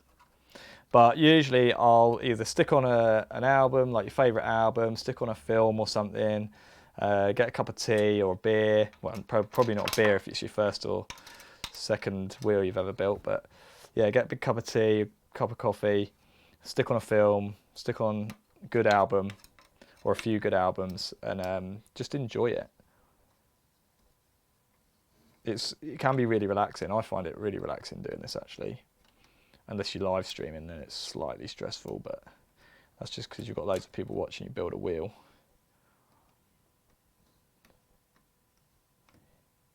4. We're coming back round to the valve hole now. 1, 2.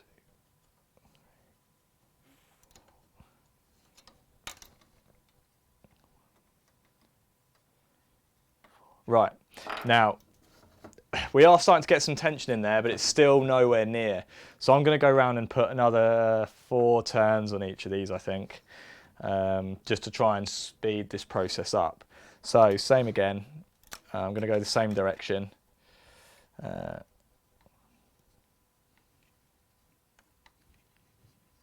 But every time you get back to the valve hole, you could go back in the reverse order, it doesn't matter. As long as you're putting the same number of turns on each spoke for each time you go around the wheel. Because you want to just maintain a nice even tension as you go. You don't want to put loads of tension in one side of the wheel and not the other. Otherwise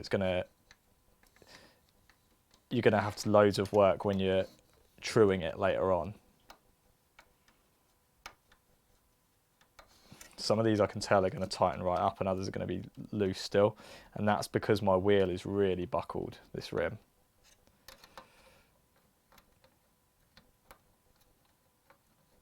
I'm sure I'm putting more than 4 turns on some of these and less on others. I'm losing count because I'm talking.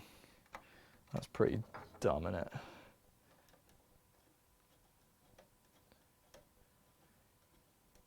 4. See, some I still have to do from the back side of the rim because there isn't enough of the square coming through to get a grip on with the spoke key. 4. And I can tell that they're just going to be well loose, but we'll deal with those later. 4.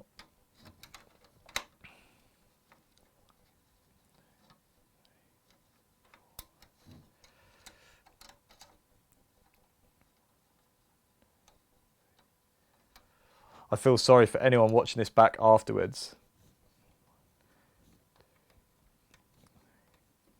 It's just going to be like an hour of me screwing up spoke nipples.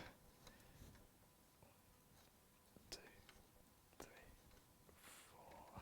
I guess that's what the double speed option on YouTube's for. 2, 3, 4.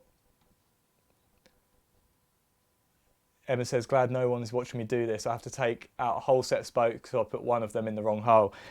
See, that's what happens. If you get one wrong, you get the whole set wrong. I mean, I probably did it on the first wheel I did. It's nothing to be ashamed of. It is easy to get confused. And it just goes to show the importance of like taking your time. Before you go and put the whole set of spokes in, just make doubly sure that you are putting the right spoke through the right hole.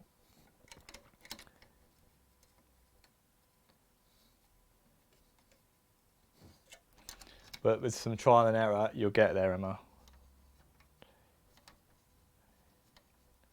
In fact, it's probably good you made a mistake and then realised by yourself that you'd got it wrong.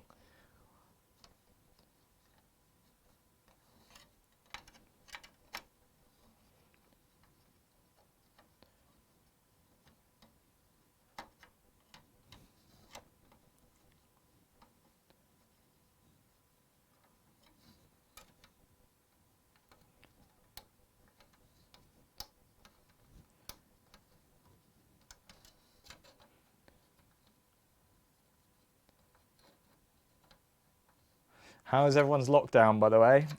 How's everyone holding up? It's been less than a day, I know, but what people have been up to?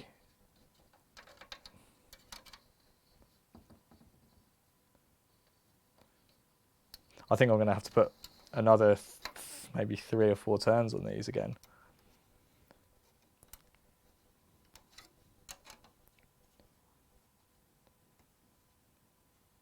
Some of these spokes are actually starting to tension up on the right hand side of this hub, on this wheel. So maybe I am going to get some tension in this in a sec. If you do the same number of turns, and if you do fewer turns than I'm doing at once here, it will tension much more easily and it will true much better as well.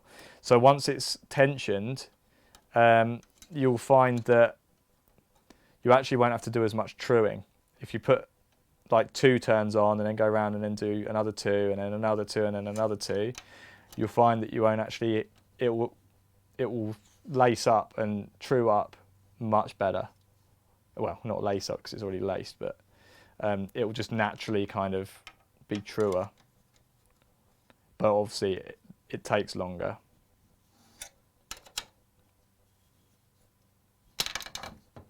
Oh no, it was 1 3/4.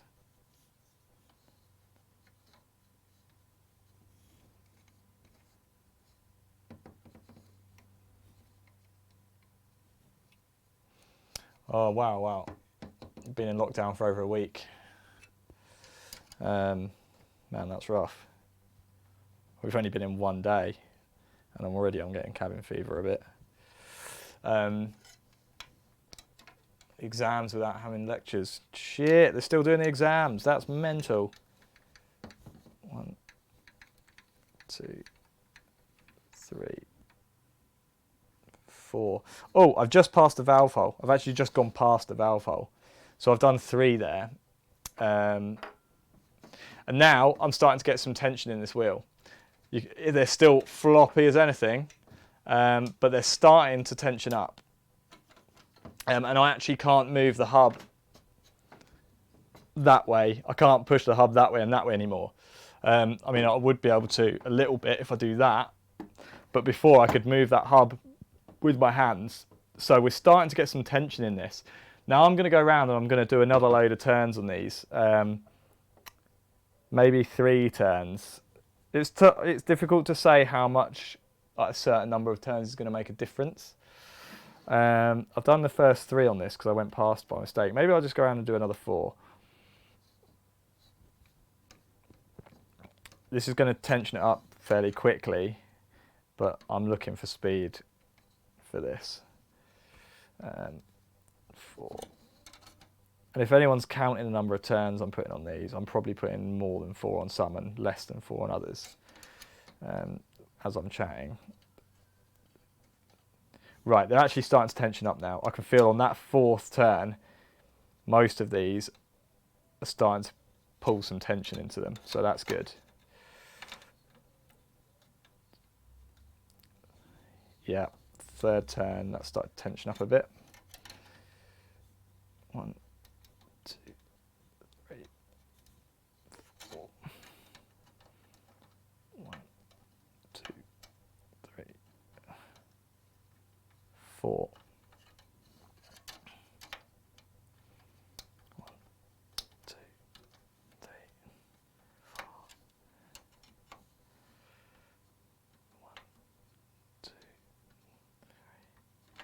Oh my God, I've dropped it.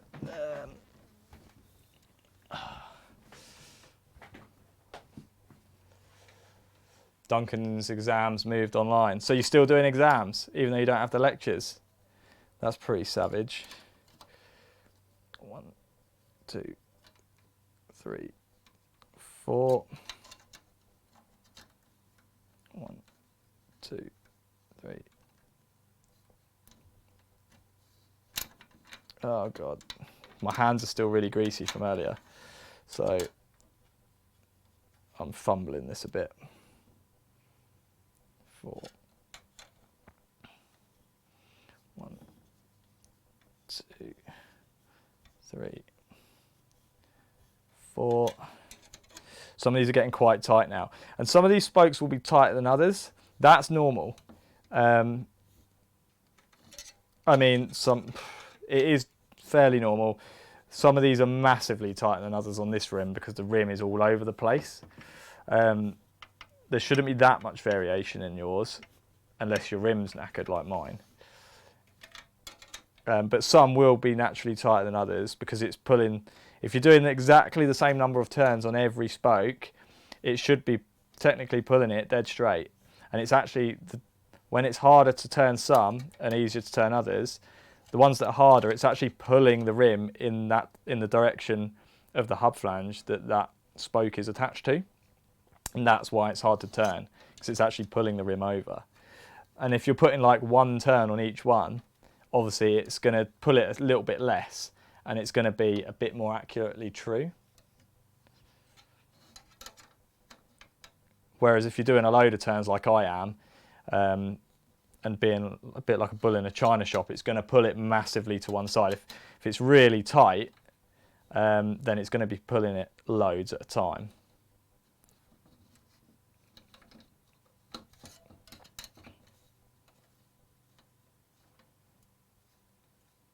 Yeah, see, that one's really loose still, and all the others are getting quite tight now.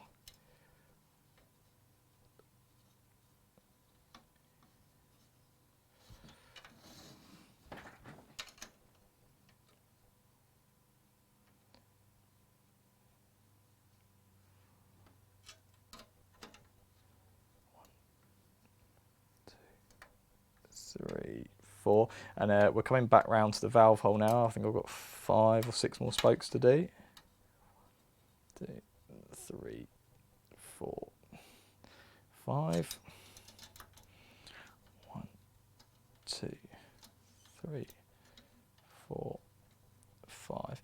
And how do you know if you put too many turns on them? You will find out. As soon as you're coming back round to the valve hole, if you've been putting too many turns on, you'll get to a stage where they're just super tight, and they're obviously too tight.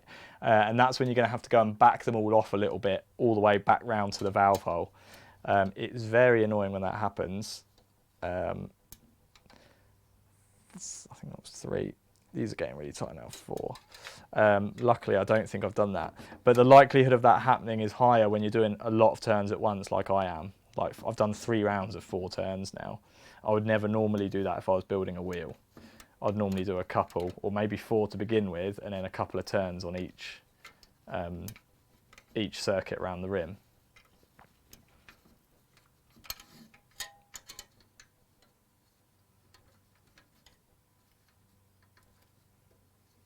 Three, 4. Last 2. 1, 2, and I think we're going to start truing after this round. 3, because these are getting tight now. 4. Some of these are still really loose. 1, 2, 3, 4. Right. Nah, these are still too loose for truing. That's not tensioned yet. You can see that they've definitely got more tension in than they did, but they're still way too loose for truing. You wouldn't be able to ride that wheel yet. And again, it's getting stiffer, but still, that is way too loose. You should not be able to pinch the spokes together that much. Those two especially. But we are getting there. We're slowly getting there.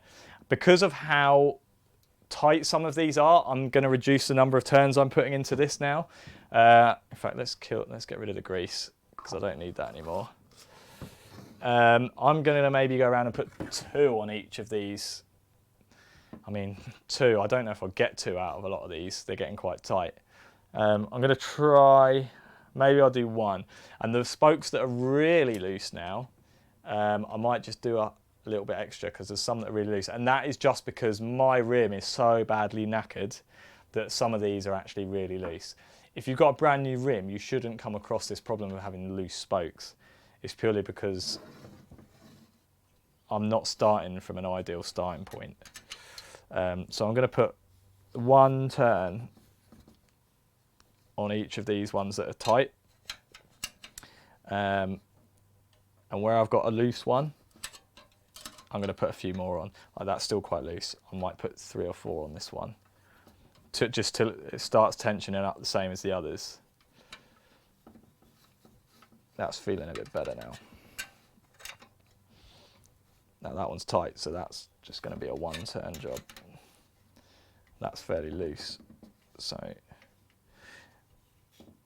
yeah, 3 will do on that one. And that is very loose. I can feel that. So you should never really do this like this. You really should put the same number of turns in each spoke. But just because I don't want to keep you guys here for hours and hours and hours, I'm just going to nip these up until they all feel about the right tension. Oh, my hands are still really greasy from earlier. Yeah, that one's very loose still. Now this is going to make it well, it's going to be hard to true anyway because the rim's all over the place.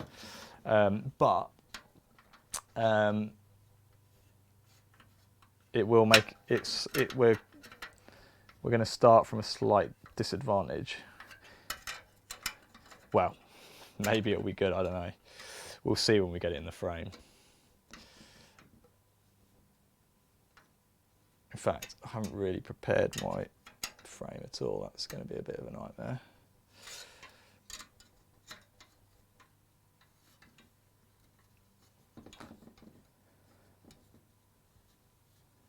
I'm not going to actually finish this wheel. I'm going to true it. I'm going to show you the process of truing. Oh, that's tight, so I'm just going to put 1 on there. I'm going to show you the process of truing. I'm not actually going to true this up so it's properly true. But I will show the process so you understand the idea and so you can maintain your wheels in the future. This was going to need more work, I think. Well, maybe it won't, we'll see. We'll put it in a frame and we'll have a look. That's tight, so that's 1. These are getting quite tight now. Feels like we're getting some tension in there. In fact, the more out of true this is, it'll probably be easier to demonstrate how to true. That's really tight, so I'm going to put half a turn on that one. Same as that one.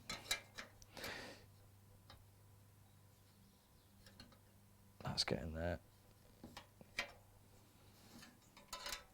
Now you can get spoke tension meters. I've never ever used one. I have no idea what tension the spokes should be. I can tell when they're too tight and I can tell when they're too loose. But I wouldn't be able to tell you what that measurement would be or what it's supposed to be.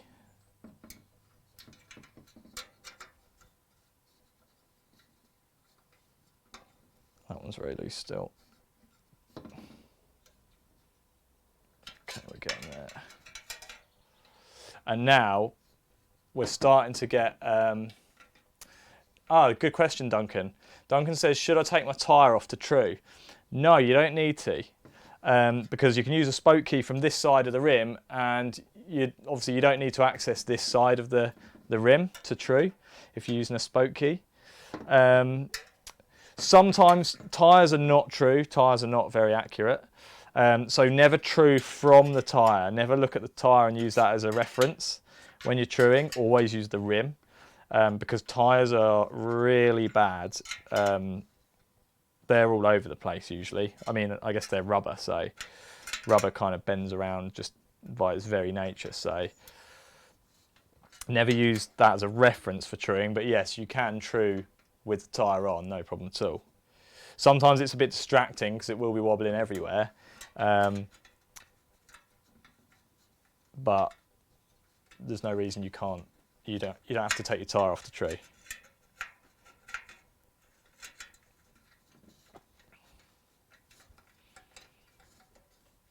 Right, I'm almost back at that valve hole. And when you get to this stage, when you get this sort of much tension into your wheel, you might hear the spokes pinging as you're doing them up, and that's totally fine. That's natural. That's just them settling down and settling against each other. And in fact, the first time you ride this wheel, it'll probably make a lot of noise. I mean, it shouldn't make too much noise, but you should hear the spokes pinging as they all settle down and settle against each other. That's just natural. Right, let's check now. Right, now we're getting somewhere. We're getting a lot more tension on these spokes now. And actually, I could probably go around and you can hear these pinging.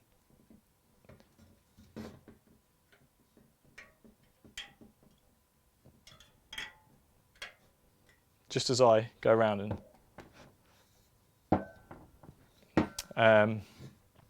there's a lot more tension in that now, and that is probably at the point where I would put that in a frame. And when you're putting when you're checking tension on spokes, most people's reaction is to grab them where they cross and squeeze them, the two spokes that are crossing. You should actually grab the two spokes that are running parallel with each other, because it's those that have got to have tension against each other. Because obviously the ones that are crossing are running in opposite directions. So it's the ones that are parallel that you want to squeeze together to check the tension of the wheel, not the crossed ones. That's got some all right tension in it now. It's not going to be rideable, but I'm going to put it in a frame now. So I'm just going to get up my window so I can see what you guys are seeing. Now, if you're making a disc wheel, and I know this doesn't apply to disc wheels, because if you're doing a disc wheel that's got a disc on the hub, oh, it's dark again, isn't it? If you're doing a disc wheel that's got a hub-mounted disc, you need to fit your disc at this point. I'm just going to lighten that up a bit. Because if you've got 42mm bearings in particular, the disc is never going to go over the top of a 42mm bearing. And I'm running a hub guard on this particular wheel, and the bearing doesn't, the hub guard's not going to go over the bearing. So I need to fit the hub guard now before I fit the bearings, because we need to fit the bearings in order to true the wheel now, because we need to mount this wheel in a frame. So I'm just going to go ahead and punch out. I'm just going to do this in a fairly rough and ready way. I'm not going to attach the hub guard. I'm just going to put it down. And then every wheel will have spaces between the actual hub flanges and the bearing. So I'm going to go ahead and put, mine has 2 because my wheel is ridiculous. And obviously you're going to need to punch your, in fact I'm going to put a dab of grease. It's a good practice to put a dab of grease. This is a titanium hub, so it's particularly difficult to do this because it's really bloody tight.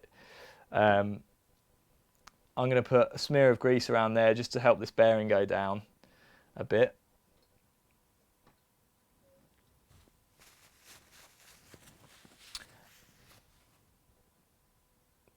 And there we go. I've got a mallet. I've got a block of wood so I don't damage my table. Now this, and I've got a sleeve that fits over my my axle on my hub, but it sits, if I zoom in, you can see that sits, bloody tight. It sits on the inner race of that bearing, and it's important that it sits on the inner race, but it doesn't touch that dust cover, because if it touches that dust cover and you're hammering down, it's going to damage the dust cover. So you want to find, this is a piece of old bicycle seat post, I think, and you want to find something that's the right diameter that's going to sit on that inner race of the bearing, but not touch that green dust cover. And what I'm going to do is I'm just going to drive that down onto the hub. Now this can take a fair few whacks because I've got a titanium hub and it's really, really tight. So hopefully I'm not going to hit my own hand. It's 1, 2. And you'll normally feel when it bottoms out, because it feels different when you hit it. It's kind of like a hard stop, and you can feel it's not going to go down anymore. So that's that fitted. Now I'm just going to flip it over and do the other one. And you can see, if I just come up, there's no way I would have been able to fit that hub guard over the bearing if I'd left that. So it's a really good idea, and it's the same with a disc. If you've got a disc, you need to fit the disc before you put these bearings on. So I'm just going to do the same on this side. I'm not going to go slow on this one because I've demonstrated it once now. So I'm just going to grease this side up. It's really good practice to use grease whenever you're putting things together. If any of you were in the workshop yesterday, you'll see how easily all this came apart. And that is purely because I use grease when I'm assembling everything. And it helps so much.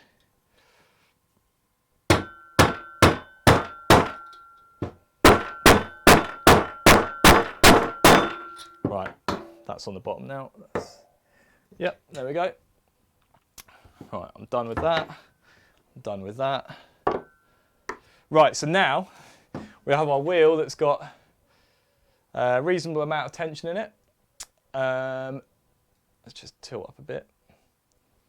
Oh, that's too much. Reasonable amount of tension. We've got the bearings fitted. So now we can get it in a frame.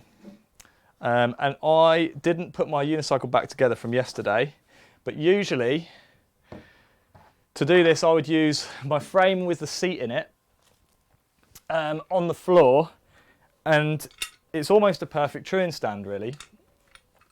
In fact I'm going to have to take these bearing housings off. And you don't actually have to do the wheel up in the bearing housings. In fact, let's zoom out so you can see me a bit more. Let's sharpen that up a bit. There we go. You don't actually have to do the bearings up in the bearing housings. You can just have it sitting. Oh no, I'm going to need my multi-tool because I've done these up too tight. I thought I'd only done these finger tight. Yeah, you can just have the wheel sitting in the bearing housings to do this. And in fact, it's much easier because if you need to take the wheel out for any reason, you don't need to mess about undoing frame bolts. So I should have prepped this. I didn't think this far ahead. So while I'm just trying to undo these, have we got any questions so far? Or any questions that you've got about any of the processes you've seen so far? Just put them in the chat box and I will have a look. How many people have we still got in actually? I can't see.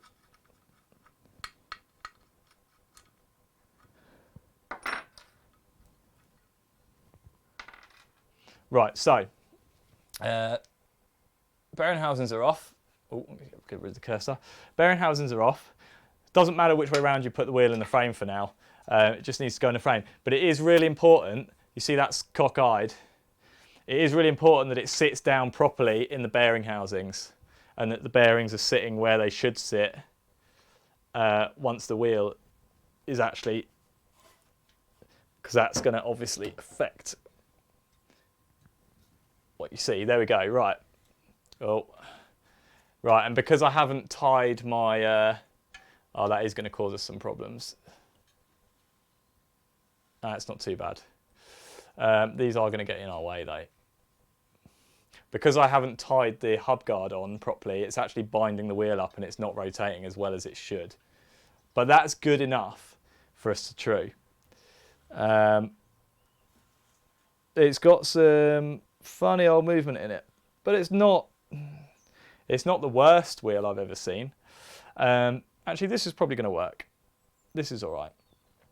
So what I'm going to do is I'm going to grab a zip tie. I'm going to lay that down so it doesn't fall when I'm not there. And this is where unicycles have an advantage over bikes. And if you remember, I was talking about the advantage that unicycles have over bikes, as in we don't need a truing stand because our frame is essentially a truing stand. Now I'm just going to grab a zip tie.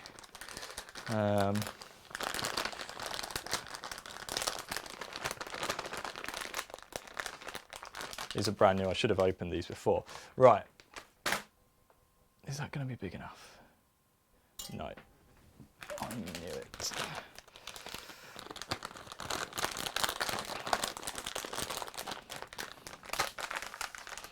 Right. These are pretty cool zip ties I found the other day, so I thought I'd get some. Right, one of these is going to be all right. So, and actually, when I used to ride 24-inch street, because the wheel was slightly bigger and I'd land like sideways down sets, I used to keep a zip tie permanently attached to my frame so that I could true my wheel when I was actually mid-ride. If I landed awkwardly down a set or whatever and I buckled my wheel or it went out of true, I would actually have a zip tie permanently attached to my wheel, well, to my frame, sorry, so that I could do this when I was out on the street. So I've got a zip tie there and I'm just going to snip the end off it. So I'm just going to grab a pair of scissors.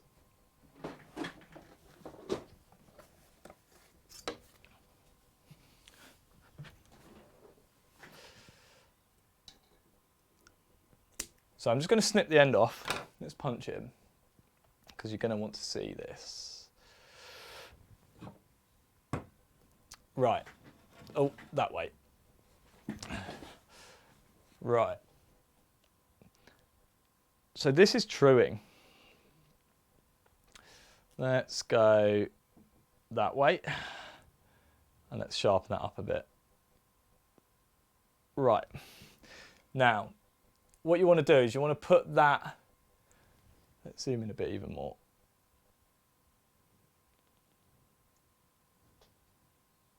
And sorry, you'll have to bear with me for a sec. There we go. That's better. Right. Is that a bit too bright now? We've got quite a lot of noise in there, haven't we?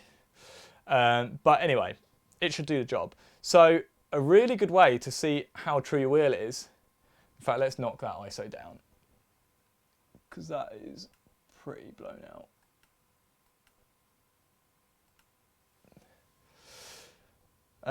Right, how's that? That's slightly better, I think. Right, so now when I spin the wheel, you're going to see the rim move in relation to this. And that's how, I mean, you can see it going up and down as well. And it's really not good with these ties. You can see that that's going up and down, and it's also going side to side because this rim is absolutely knackered. But we can sort out, you see that bit where it goes off to the right hand side?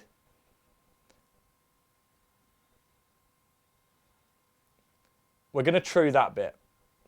And it's really easy.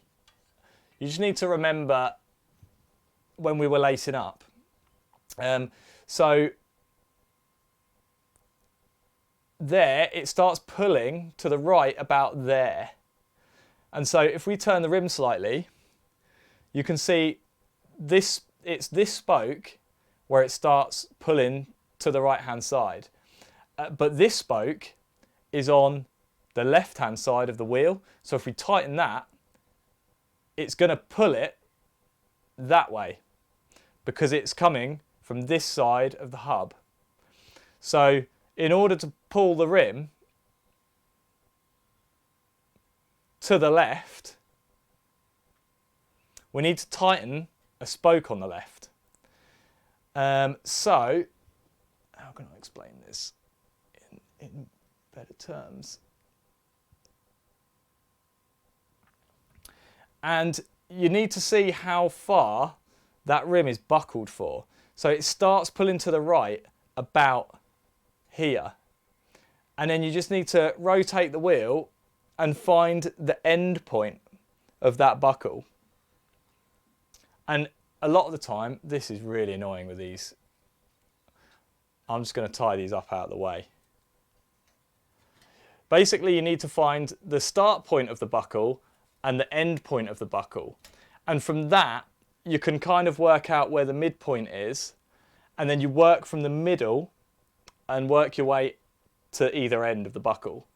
And you put the most number of turns on the spoke that's in the middle of the buckle, and then you gradually reduce the number of turns on the spokes as you work outwards. Because obviously the buckle is most severe in the middle, so you want to pull it the most in the middle. And I don't know if that makes any sense at the minute, but I will demonstrate what I mean. Right, so let's find that buckle again. In fact, let's punch back in.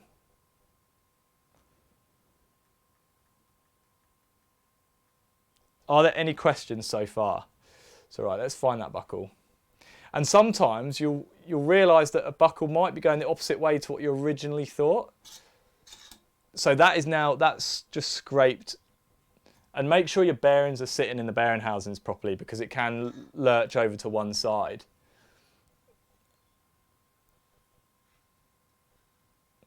So there was that buckle. So it lurches to the right. And that's starting roughly, and this comes with practice. You're not going to get the hang of this right away. So it's starting roughly there. So I'm going to put my hands there, and I'm just going to hold that, and I'm going to carry on rotating, and I'm going to see where the end of that is, and it ends about there. And if I punch out, so that's where the end is, and my hand up here is where the beginning of that buckle starts. And that's like, almost halfway around the rim. So the middle of that buckle is going to be here somewhere. So starting from here, we want to pull the rim to the left to counteract the fact that it's coming to the right. So you can do two things. You can either tighten the spokes on this side, or you can loosen the spokes on this side. And it depends. If you've got loads of tension in your wheel already, you can true the wheel by loosening spokes rather than tightening. If you've got like average tension in your wheel and it's about right, and you don't want to let any tension off, then you can loosen some spokes on this side and tighten some spokes on this side. And obviously, as long as you do it the same number of turns, you're going to end up with exactly the same amount of tension in your wheel. It's just going to have pulled the rim over to one side a little bit. So let's go ahead and let's start truing this. So I'm going to take my spoke key, and you want to be working from this side of the rim with a spoke key now. You really shouldn't be able to get a screwdriver on any of these anymore. I've got spokes poking through the nipples now, so I wouldn't be able to use a screwdriver even if I tried. Now I'm going to check, because I've got a feeling there's going to be quite a few questions.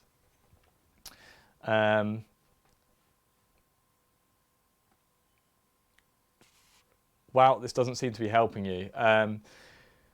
I don't know how I can make this clearer. It's difficult online, man, because you need to be in person. I was worried that it would be like this. So I'm just probably not a very good teacher either. Right, so you can see that it's touching, it starts touching the zip tie there.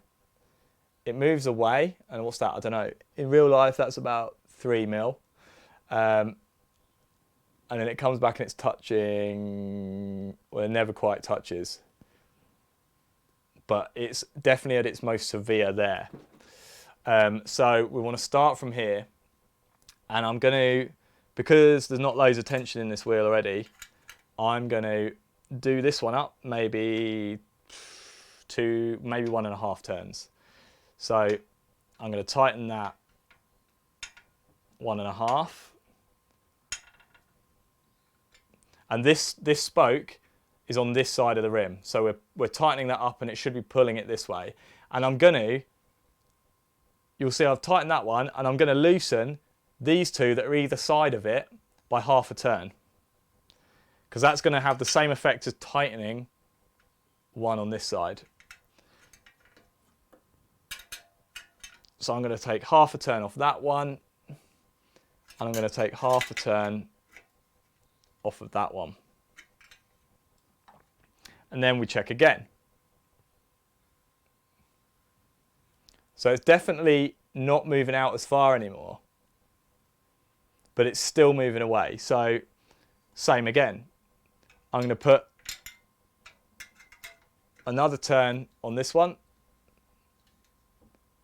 And you'll find that that's easier to do up now because I've let some tension off the other side. So it's a good idea to check. And this is a slow process at first, but you can see it's definitely pulling the wheel this way. So I'm going to do the same again. I'm going to put maybe 1/2 turn on this one. Ooh, I'm losing it. 1/2 turn on this one. That one's getting very tight, so I don't really want to be putting much more on that one. So I'm going to let some off on the other side instead. So I'm going to come to the right-hand side. Oh, this is so fiddly. And I'm going to let some tension off of the ones on this side. So I'm going to do about 1/4 turn on there. And keep an eye on where your buckle is. I'm going to do 1/2 turn on that one. And I'm going to do maybe a 1/2 turn on the next one. Just let 1/2 turn off on that one. And let's punch in.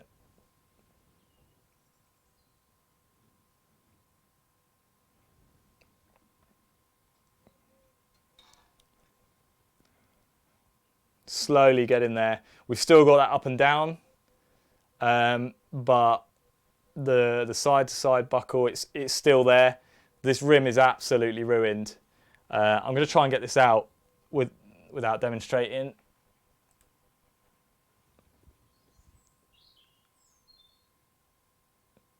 Oh wow! Oh sweet, cool.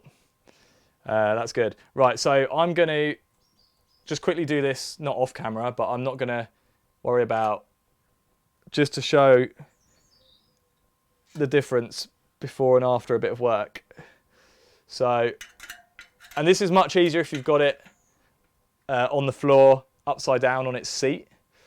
It's much easier than doing it without a seat, just balancing the seat post on the seat post tube on the floor. On the table, sorry. I'm never going to be able to true this, by the way. This is so bad. But hopefully it gives you the general gist. I mean, this rim will be rideable. It's not going to be rubbing the frame, but it's never going to be a nice true wheel.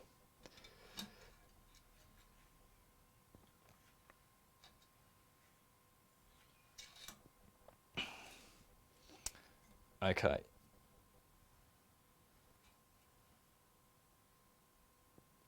Okay, now it's actually rubbing. So I'm going to put some tension What are you guys seeing? I can't see. Right, yeah. Now it's actually rubbing there.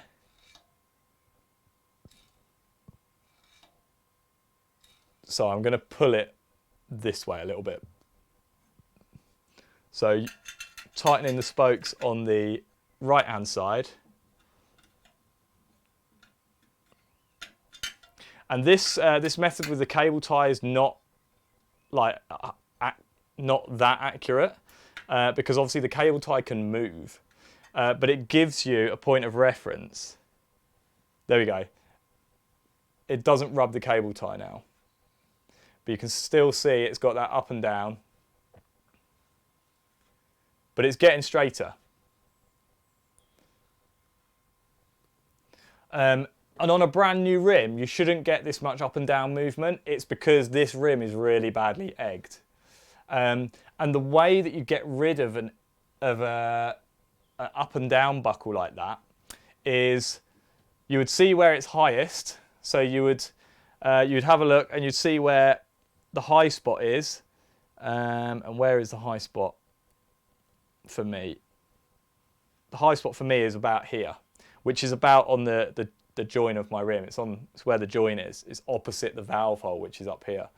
And so that's a high spot. So I'll tighten some of the spokes on this side of the rim, and I would back some off diagonally opposite. And that's how you sort of get rid of that up and down wobble. I'm not going to do that here because it's 20 to 6 and we've been here for 2 hours and 40 minutes already. But that is how you true a wheel. It's not rocket science. It just takes a bit of practice. But once you get your head around the spokes from this side of the wheel are pulling the rim this way when you tighten them, and the spokes on this side of the wheel are pulling the rim this way when you tighten them, it's actually really straightforward. And you just need a bit of patience to sit there. You could do this with your thumb. What I sometimes do, I don't really have a zip tie on my frame anymore. What I normally do when I'm truing a wheel is I'll just put my thumb there. And you can see it does the same job as the cable tie. And you can usually, that's good enough to get a wheel that's going to turn in your frame without your tyre rubbing. So that's basically how you build a wheel. We started with a load of components and we've got something that vaguely resembles a wheel. This particular example is completely ruined. And I'm tempted to not even bother finishing this and putting it back in my unicycle. But if I wanted to, I'm just going to focus. If I wanted to, my beer's in the shot. If I wanted to, I could run that wheel. It needs a bit more tension put into it. It's not quite tensioned. But with a bit more work, I could go round again and do another, maybe half a turn on each of those spokes and put some real tension into it. And what you need to do actually is, once you've done this and you've trued it, you need to relieve the wheel. And what I mean by that is the spokes need to actually bed in. After the first ride, the wheel will probably ping and it will make all sorts of funny noises and creak. And then you'll find that the tension slackens off. Not loads and loads and loads, but the spokes will be noticeably looser after the first ride. And when that happens, you just need to go around and put another half turn on, or maybe another turn. It depends how much it slackens off. These spokes have already been tensioned in a wheel, so they're probably not going to stretch as much as brand new spokes would. But brand new spokes are going to stretch a little bit when you tension them. And when you first ride them, everything's going to relax and sort of bed down and settle in, and those spokes are going to stretch a little bit. So you are going to find that after the first ride, it's going to relax a bit, and you're going to need to go round again and maybe put one turn on all the spokes again. Feel what it's like, and gauge. If you only put half a turn on and they're still quite slack, then obviously put another half turn on. but you do need to let the wheel bed in. You can't, wheels aren't something that you can just build and then forget about. You do need to maintain them. And if you do that once a week, I mean, it will relax off loads after the first ride, and after that, and you've tensioned it up again, it should be fine. But if you go around once a week and just check the tension on your spokes, and just make sure that they're all reasonably tight, check the trueness, just see if it's true, and if it's untrue, then just go around and pull it back into shape and make sure it's running true. If you do that once a week, maybe once every 2 weeks, if you ride a lot, if you ride really infrequently like me, you might be able to do it like once every 6 months, and it's going to be fine. But yeah, a wheel is something that you need to maintain all the time, otherwise it's going to creak, you're going to get snapped spokes, you're going to get bent rims. So you just need to keep on top of the maintenance, really. And a good way to relieve the wheel, if you don't want to ride it, a good way is to actually put the wheel on the floor and stand on the rim. It feels really brutal, but it can take that kind of force, and you'll hear the spokes pinging. In fact, I'll do it now. You'll have to excuse my filthy carpet. I build unicycles and stuff in here, and I've got a load of boxes under my bench, but you literally want to stand on it. And this one's not actually making much noise. But just stand on it and turn it over. And that kind of pre-stresses the wheel. And you can sort of bounce on it. Make sure you go 90 degrees. There, I don't know if you heard that, but the spokes are just pinging and creaking a little bit. And that kind of pre-stresses the wheel. Let's go back up.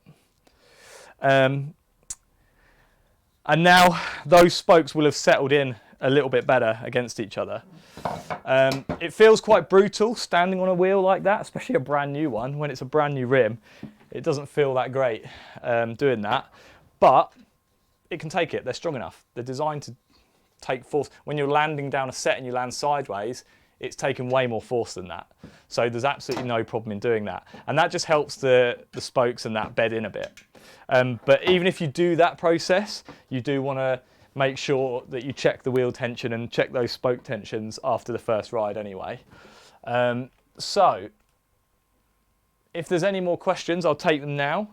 But I think that just about wraps up the wheel building workshop. So I hope that's been of some help. And obviously this is going to stay up afterwards, so as soon as this is finished, it'll go as like a normal YouTube video. So you'll be able to come back and follow this if you wanted to in the future. So yeah, I'll wait around for a couple of minutes just to see if any questions come through. And what I'm going to do is I'm actually going to open my beer. Oh, it's a bit warm.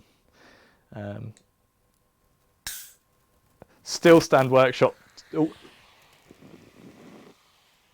Oh no, that failed a bit. Still Stand Workshop. My day's been all right. First day of lockdown. So yeah, it's been all right. It's been a really nice day here in the UK. So it's been reasonably enjoyable considering we've been locked inside all day. But I'm a delivery rider, so I'm actually considered a key worker. So I'm allowed to go out to work this evening. So I'm not sure if I will tonight, but we'll see. If I get cabin fever, I might actually go out to work. But yeah, so there's no questions come through on the live stream, so I'm going to wrap that up. And it'd be cool to see anyone that builds a wheel from this workshop, to see the final result. Yeah, always like to see stuff that people have done because of these workshops. So either post a link in the comments if you can do that, or send me the link on Facebook. It'd be cool. Yeah, cheers for taking part, guys. Stay safe, and yeah, we'll see you next time. How do I kill this feed?